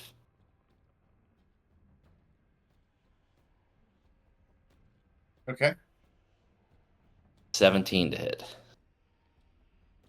Just misses. Oh, As the thing is too quick. These guys have really, really high armor class. I feel a little bad, but not really. No. Great. The thing literally just flies out of the way at the last second and trails behind your arrow for a minute and then like flies back. These things are quick. Okay. Well, last we saw Agatha, she was looking at me. So I'm gonna move far. So I'll go 80 feet. So 5, 10, 15, 20, 25, 30, 35, 40, 45, 50, 55, 60, 65, 70, 75, 80. I'm gonna go over here with my friends. Yeah. That'll bring us to, for all intents and purposes, Ku. Your turn.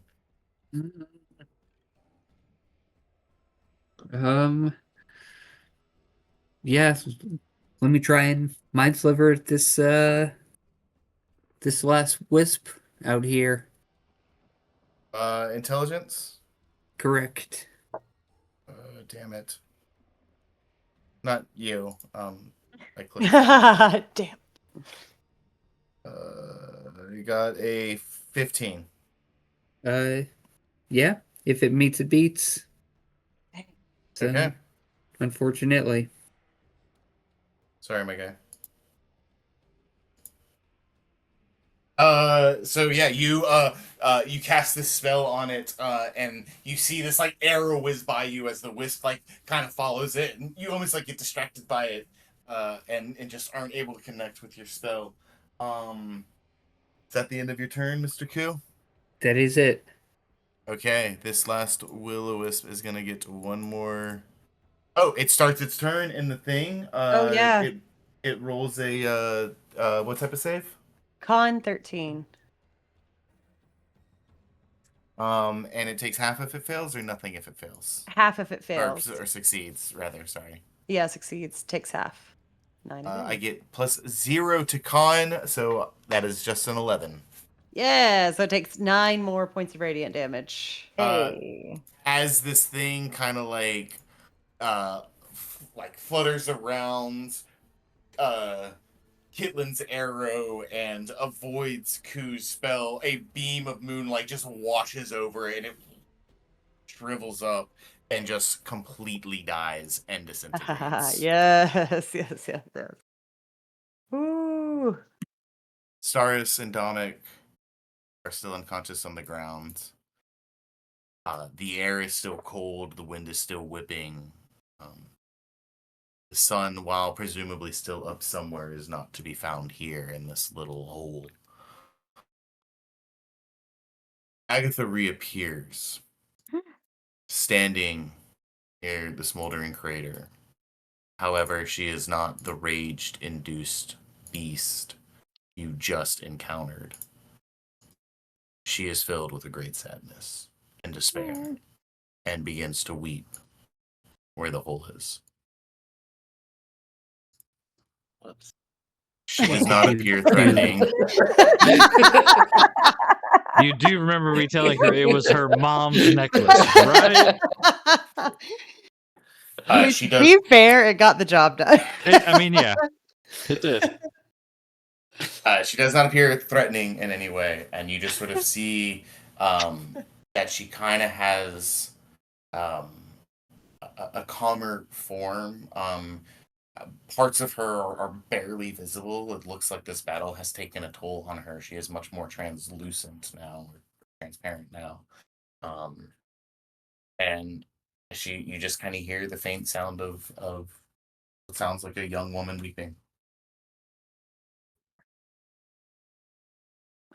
Barry's going to drop down to the ground by Dominic, being that she's closest to him, and lay her hands upon him and cast Spare the Dying. Okay. And just kind of focus on that for a minute. Yeah. His condition does not appear critical as you kind of cast this spell, and there doesn't really seem like there's any effects, like no change to his condition. Okay. You do sense that he's breathing, but like mechanically, Dominic, you're at 0 hit points. Your spirit points no longer matter as you're no longer kind of being sucked into that realm anymore. Same with you, Staris. You were able to free yourself from it a little bit quicker than Dominic was, and they're both just unconscious. It looks like whatever Agatha's power was, it just kind of like sucks the energy out of them. But they seem stable. They are breathing, and it just looks like they need time to heal. Okay. Perhaps magical healing may help. Gotcha. I'll trot over to Staris and I'll hand down to Ku. I've still got one good berry left. Do you want to try to give it to her? Mm-hmm. We can certainly try. That's my line.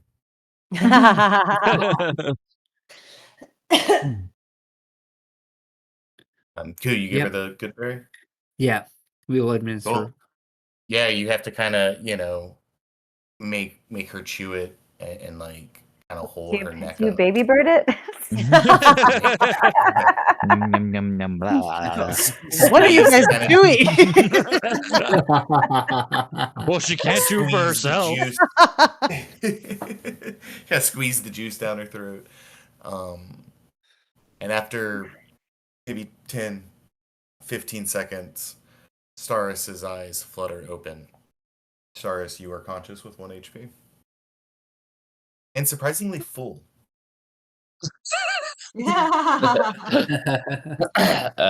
As Staris like opens her eyes, you see Pamela's like bright sort of orange and purple and greens and all on her hood sort of fade back to a dull brown gray as she's no longer trying to threaten it with her 2 big fake eyes.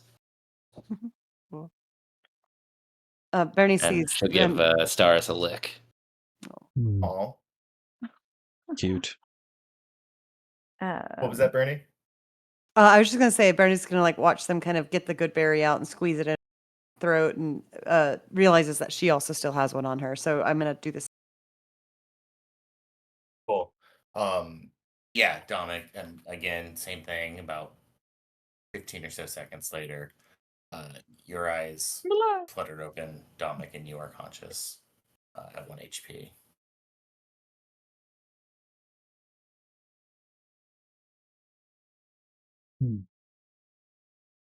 What happened? Well, big ghost knocked you out, but she seems to be not after us so much anymore. You hear that wailing? Yeah, I do. Just be careful. She's still over there, but we want to make sure you're all right first. Are you all right? I'm breathing. Do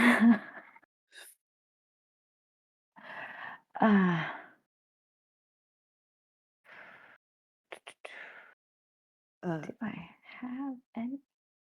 I can help myself. Bernie kind of Yep. sorry. Bernie kind of well, once she sees Dominic open his eyes again, she just, "Hi, there you are, you stubborn brute."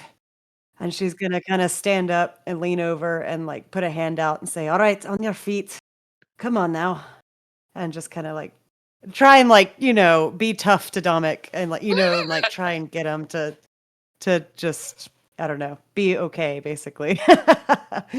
Some dwarven love. Yeah, exactly. Just like, all right, we we still got stuff to do, Dominic. Stop lounging about. Enough of that. And Domic's just gonna kind of look up and see Bernie put her hand out and go, I feel like I got hit by a ballista to the face. What happened? Basically that, but more in the translucent ghosty form. I hate when they do things with their brain. It's so hard to get over. And he'll just kind of like roll on its side and kind of like slowly start like getting on all fours and like pushing himself up. Oh, that was fucking terrible. Oh, Let's see. Do I have anything in my pockets? I have a potion of healing. I'm gonna pop that and just drink it. Nice. Okay. Cool. That's So I've seen this like come up a couple of different times, and I think I kind of like it. So I want to implement this rule with our potions. Okay. You can choose to drink a healing potion with your action or with your bonus action. Nice. perfect. If you use your action to drink the healing potion, you will regain the max amount of hit points it can restore. Wow. So if it's Wow. 2d4 plus 2, you'll get 10 HP back. If you use your bonus action to drink a healing potion, you'll have to roll for it. I really like that. I am going to How do use you it feel? as an action. Taking the time to drink it carefully versus like chugging it and like getting some down your chin and stuff, you know? Yeah, no, I am taking the time. It doesn't seem like anything's Yeah. going on. I hear wailing in the background. I'm just going to Sipping on sit. it. Yeah, I'm just going to pinky out, Drink- sipping on that potion of healing. Drinking it like it's a Gatorade, you keep Yep. recorking it, and then like uncorking it like 30 seconds later. Yeah, correct. I In need your my mouth, Like the swallow it a kids, little bit. like the kids in high school that had vodka in their Gatorade. They were Yeah. like, Oh, yeah. Yes. Yep. So I will take the full points of healing. Yay. Awesome. What was that, Stars? Were you trying to? Yeah, Staris holds her hand to her chest and whispers a healing word to herself. Oh.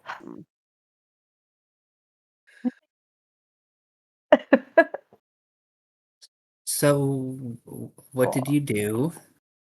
So, how was your Tell trip? us about it.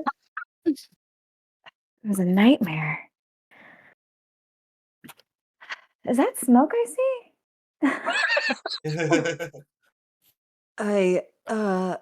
There was a little bit of a casualty in trying to get those orbs off your heads.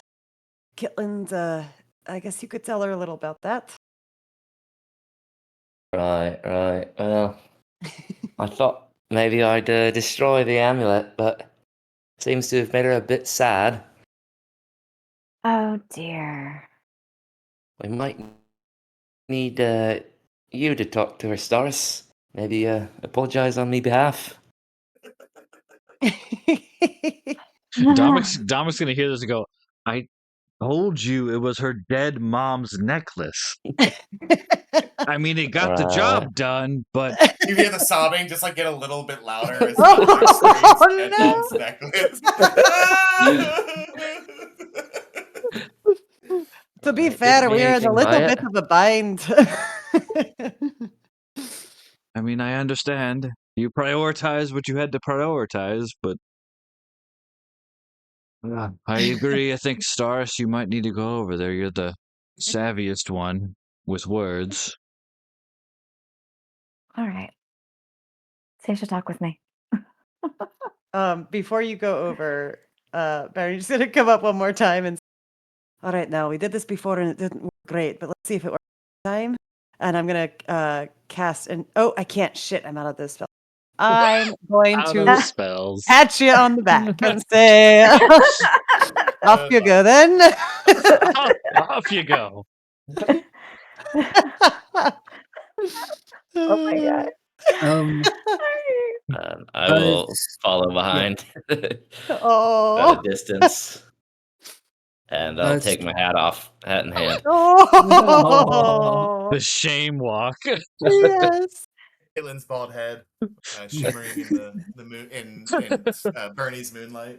Yeah.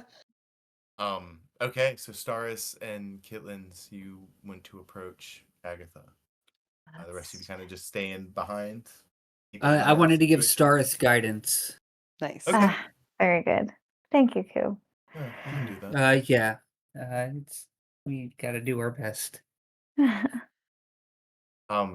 You guys begin to approach Agatha, who's still kind of just sobbing and mourning. And if she notices you, she doesn't seem to indicate you. All right. Her stringy hair is kind of, covering her face, and you see she's very transparent, almost completely faded. Oh, Agatha. Oh, Agatha. I don't know. Something.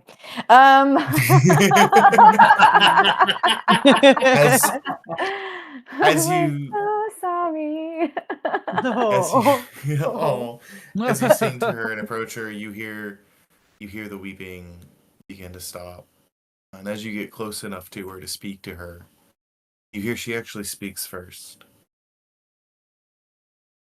I'm so sorry. I didn't mean to hurt anyone.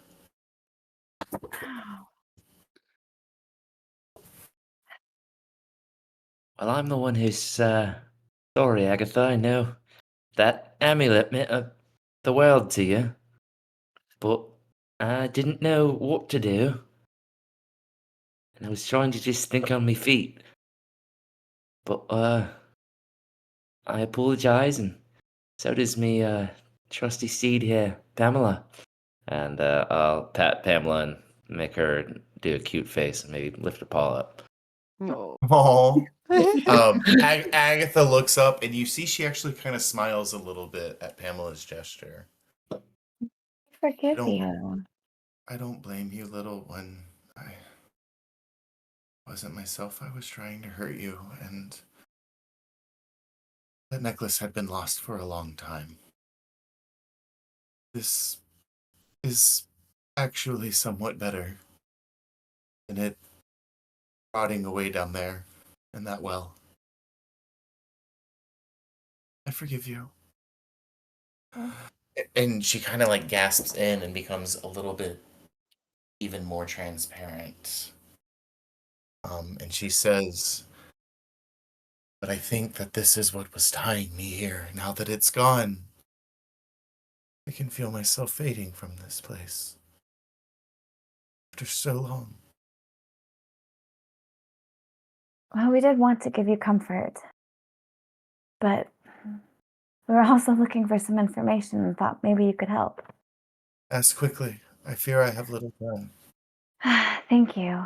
We're looking for the Goblin King. Do you know where we might find him in his kingdom? Some goblins stayed here recently, thinking it maybe fun or safe hideouts. They were unaware of my presence here, and I learned much from them while they stayed here. I know of this Goblin King, and I know of his hidden fortress. Continue traveling north through the Neverwinter Wood. We'll reach a bog. It is impassable on foot without magical means, but the goblins seemed to have, either through brute force, sheer willpower, or plain stupidity, found a way through it. It is beyond that bog where this king's fortress lies. If you wish to find the goblins' path, they leave trailblazes for the other goblin clans who wish to pledge their allegiance and loyalty to the Goblin King can find him. They mark trees with skulls, both of their fallen comrades and their victims. Look to the highest skull in one of these trees. Whichever way it faces, that is the direction you must go. Follow the high skulls and they will lead you to this path through the bog. And as she shares this information, you see she's fading more and more and becoming more and more transparent. I've been here so long. I'm curious to know what it'll be like to leave. I do not blame you, Sir Gnome, or your companion. You have a family and you are trying to protect them. I was not able to do that in my time. Thank Right, you. well, there's one last gesture. Is there anything you'd like done with your remains in the bottom of the well? You have saved the only thing that needed saving. And as she says that, Kitlin, she fades completely. Go in peace.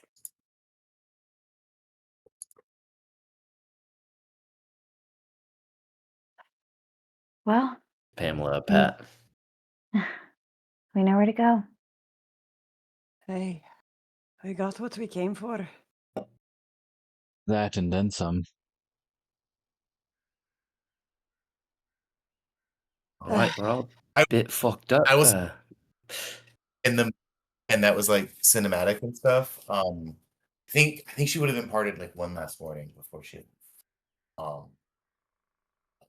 after giving you all the information about how to find the Goblin King's fortress. Um something along the lines of, if you're gonna follow this path, be wary. For I feel that those who turn their face to evil, those who embrace it, wield its power, they have been gaining such strength lately. Can you not feel it?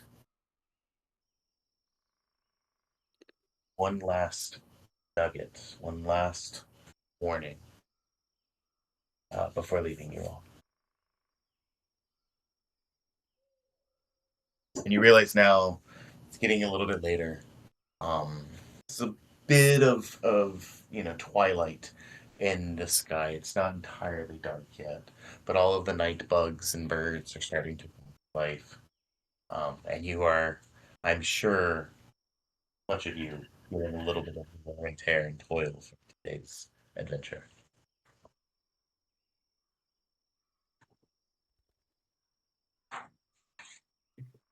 Hey, a rest would be good.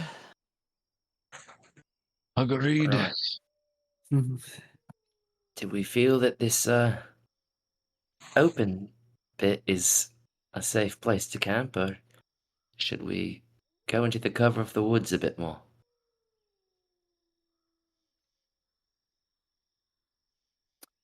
I think laying down where Agatha left seems a fine tribute. I like a bit of a crater too. Oh, I know. I like my holes. Hey, we know. Hey. Stars raises her eyebrows. Stars, don't look at me like that. And he's just gonna Dom's just gonna meander into the hole and just kind of lay down. Hi, home sweet hole. Barney's gonna go and like rest up against some of the bushes. Right on. You guys just passing out for the night? Like, is everybody just like taking this moment to kind of do It's a their time own of thing? rest if we wanted to try to go back the other way, or we can just stay here for the night. I think a rest would be good for all of us. I think this is going to be as safe as any. If we go out into we could possibly find something in the village, but with the way that it was rotted, I don't think anything will be usable. No, that's fair enough. And it does seem kind of like Agatha is keeping most things away from this area. Right, I was thinking the same thing. They don't know she's gone. There's no animals or anything making any noise, so I think it should be safe. I'll still play us that song anyhow. Be lovely. Stars, you begin to play some music, and you guys kind of feel the healing waves of just having a bit of a distraction. And it's Stars. I mean, she's so good. So Stars, that would allow you all to roll like an additional hit dice if we were taking like a short rest and trying to roll hit dice. But it sounds like this is gearing up to be a long rest. Is that correct? Yes. Yes. Okay. Cool. Do you guys want to make a fire, or are you keeping it kind of dark? Kitlin already has the fire taken care of. Okay. Caitlin has started a small fire. Oh yeah. Oh, Got it. Right. Well, that is really just like a smoldering pile of ashes. Although you could probably easily get one started from some of the hotter. Bits. Yeah. I Yeah, think that's right. like Embers. when you go like camping in Alaska or something, the ground is still warm from like the coals underneath the dirt. Mm-hmm. Uh, Oh yeah. so maybe it'll still be warm, but no light for anything to see us. Cool. Yeah. So you try to do like a low light, high heat, kind of just stay warm, get like a good bed of coals going. Correct. Um, Fanning it a little Very bit to cool. keep the embers going. Very cool. I'd say between Caitlin and Dominic especially, like you guys would be able to do that easily, probably with Bernie's help too. But I think you all have a decent bit of survival skills at this point. Saris plays a beautiful song. What's your song about, Saris? It's about a river, kind of flowing through the land, giving life and peace to all those around. A simple but elegant message and beautiful melody, as Staris is wont to do. And Staris, as you're singing this song, you can't help but be taken back to your nightmare. Roll me a performance check.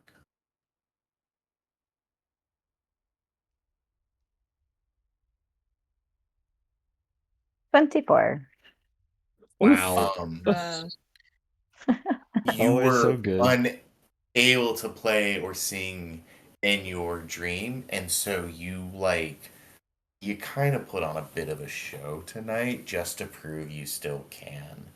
And you just kind of lose yourself in the music as you want to do, and sing a just absolutely beautiful melody for everyone that helps to alleviate some of the more sorrow feelings that have kind of arisen tonight.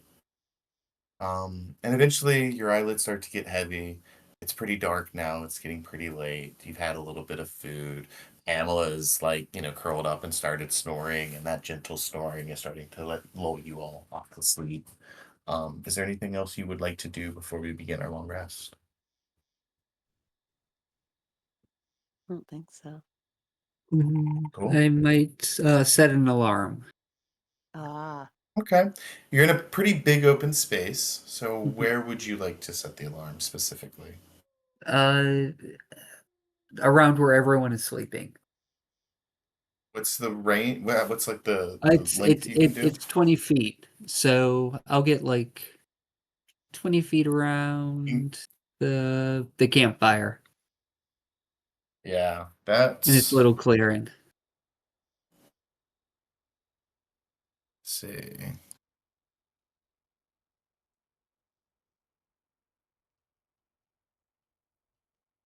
It's like a 20-foot radius, but that's not what that means, right? Like, is it 20-foot radius or is it just like a line of 20 feet?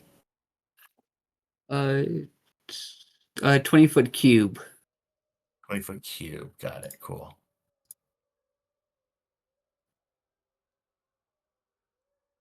Okay, yeah. So yeah, you can get a pretty big area.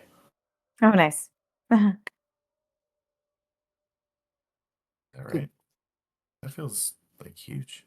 So how's that 5 feet cube? Oh yeah, it's like slightly more. Yeah. I feel. But I'll say like 4 squares on a side, like still Yeah. you could get like a tight square, especially if everybody's kind of huddled near the fire for warmth. I'll say yeah, as long as you guys have a tight ring and nobody's like going off into the woods to get their own little spot, that would work. Yeah, I'll just try and keep it centered around the fire as Q paces out a perimeter. And those are the best sleeping spots on a chillier night like tonight. Cool.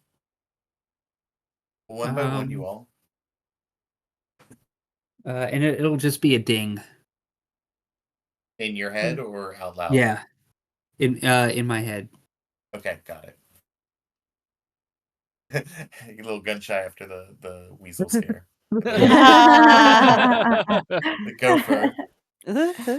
Cool. If there's nothing else, you all eventually fall asleep. The next morning, you awake, feeling somewhat refreshed. The coals did a good job of keeping you all warm, and you can all complete a long rest if you'd like. Oh my god, we did it. Yes, thank We did God, we it. did it. We did it. Oh We my survived. Who's the Oh, first one to God. wake up? Probably Dominic. Dominic, as you awake, I'm gonna say you are because you're the first one who spoke. As you awake, you kind of stretch a little bit, get up, walk around, walk your legs around, maybe go relieve yourself off in the woods somewhere. As you kind of come, back to the campsite or finish kind of your morning routine, you happen to look up, and in a nearby tree, you see a large section of the branches higher up, of like the kind of canopy of the tree, has just been covered in Webbing. Oh. wedding. Oh, gosh. Oh God.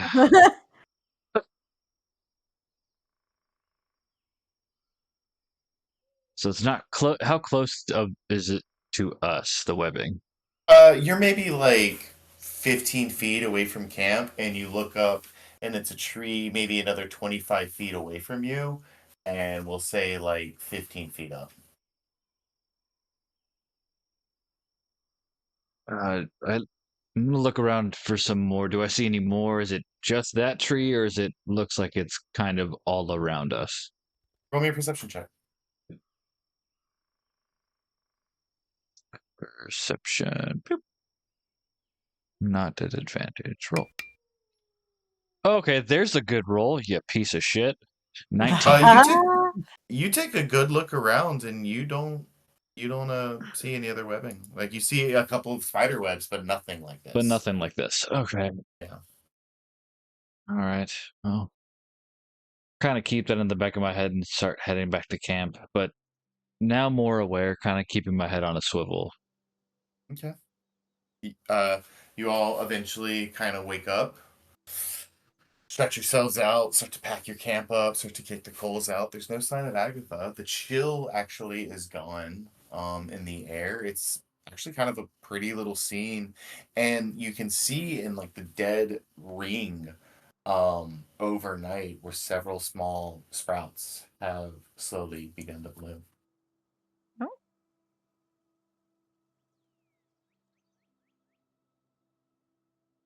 You get no sense or feelings of dread. Seems like whatever spirit once haunted this place is very much gone. Good morning, everyone. Sleep well. Not Yeah. terrible. How you going? Good. I went to stretch and found some giant spider webbing in a tree canopy about 20 feet away. That's a little Oh. unnerving, but Ugh. So, I don't think it's less unnerving and more ominous because there is nowhere else that I see it, but it is something to be wary of. I guess our next decision is, do we continue forward with what Agatha told us, or do we try to head back to town and let Sister Aerodale know about Agatha's passing? I guess is what we'll call it. I think we've traveled this far. We should continue on, yeah? I am taking a consensus of the team.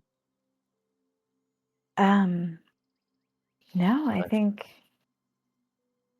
it'd be okay to keep going. We can let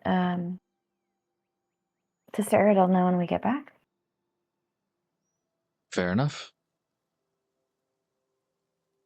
I'm feeling quite refreshed this morning, so I'm ready to put my boots to the ground, so to speak. Should I have a cheeky little look around for this spider? Put me eye in the sky. I don't think we need to push that. We already dealt with a wraith. I don't really want to deal with a giant spider. Maybe Just we just saying, stay away from the tree? All right. Yeah.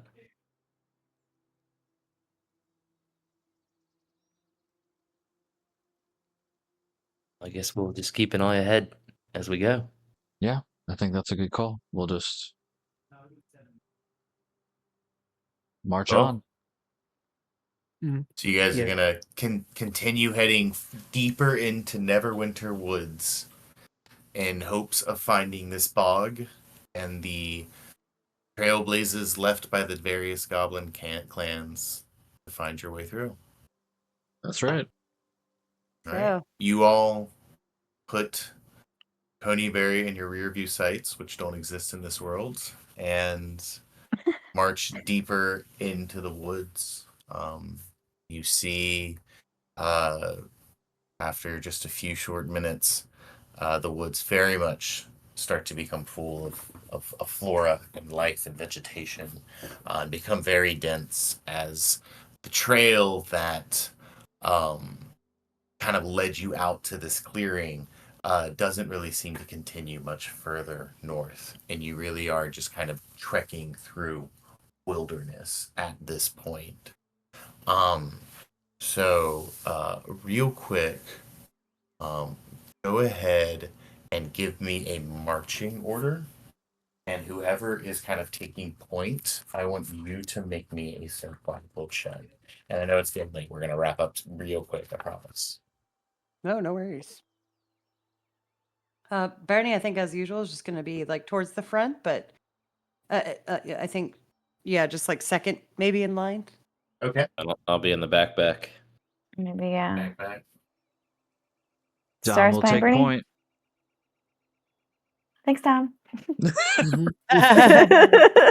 Survival guy. So, it sounds like Koo, you're in between Stars and Kitland. Perfect. All right. Kitland, are you on, Pamela? Or Yes. is that pretty much just going to be assumed? Yeah, and I guess unless I say otherwise. But You are quite a zippy little boy. I will have to make sure I make some good naps for you. That was So good. awesome. Cool. So, Dominic, roll me a survival check as you really are just trying to kind of march through the woods and making sure that you're staying due north until you start finding signs of either this bog or these trailblazes. All right. Here we go. Here we go.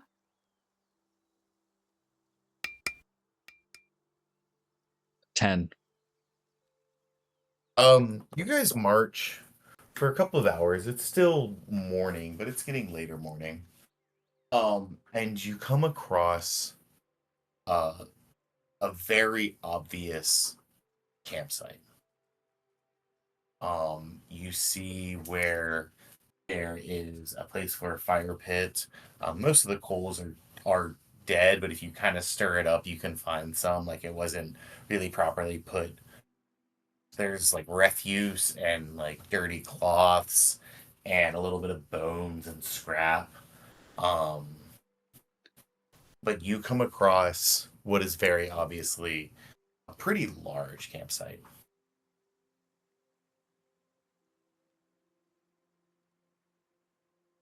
I'll start investigating it, seeing what kind of campsite it was. Was it human? Was it goblin? Was it anything? Just kind of Oh. looking for. Roll me an investigation check, Dom. Rest of you guys doing anything, or you because it kind of came on suddenly, right? Like you're cutting through these Mhm. vines and like pushing bushes out of your way and shit. And you're like, oh, we can kind of make our way through this way, and then you like came to this opening. And you're like, oh shit, like And I think Dominic going first, like right, it's like you're very hesitant to like come in and you're like looking around and listening. And there doesn't appear to be anyone here. It doesn't appear to be abandoned, but the signs are obvious. The way it's clear, like the areas that have been laid out, just the trash that's kind of everywhere. Yeah, it's giving me some vibes, especially with the coals still not being dead.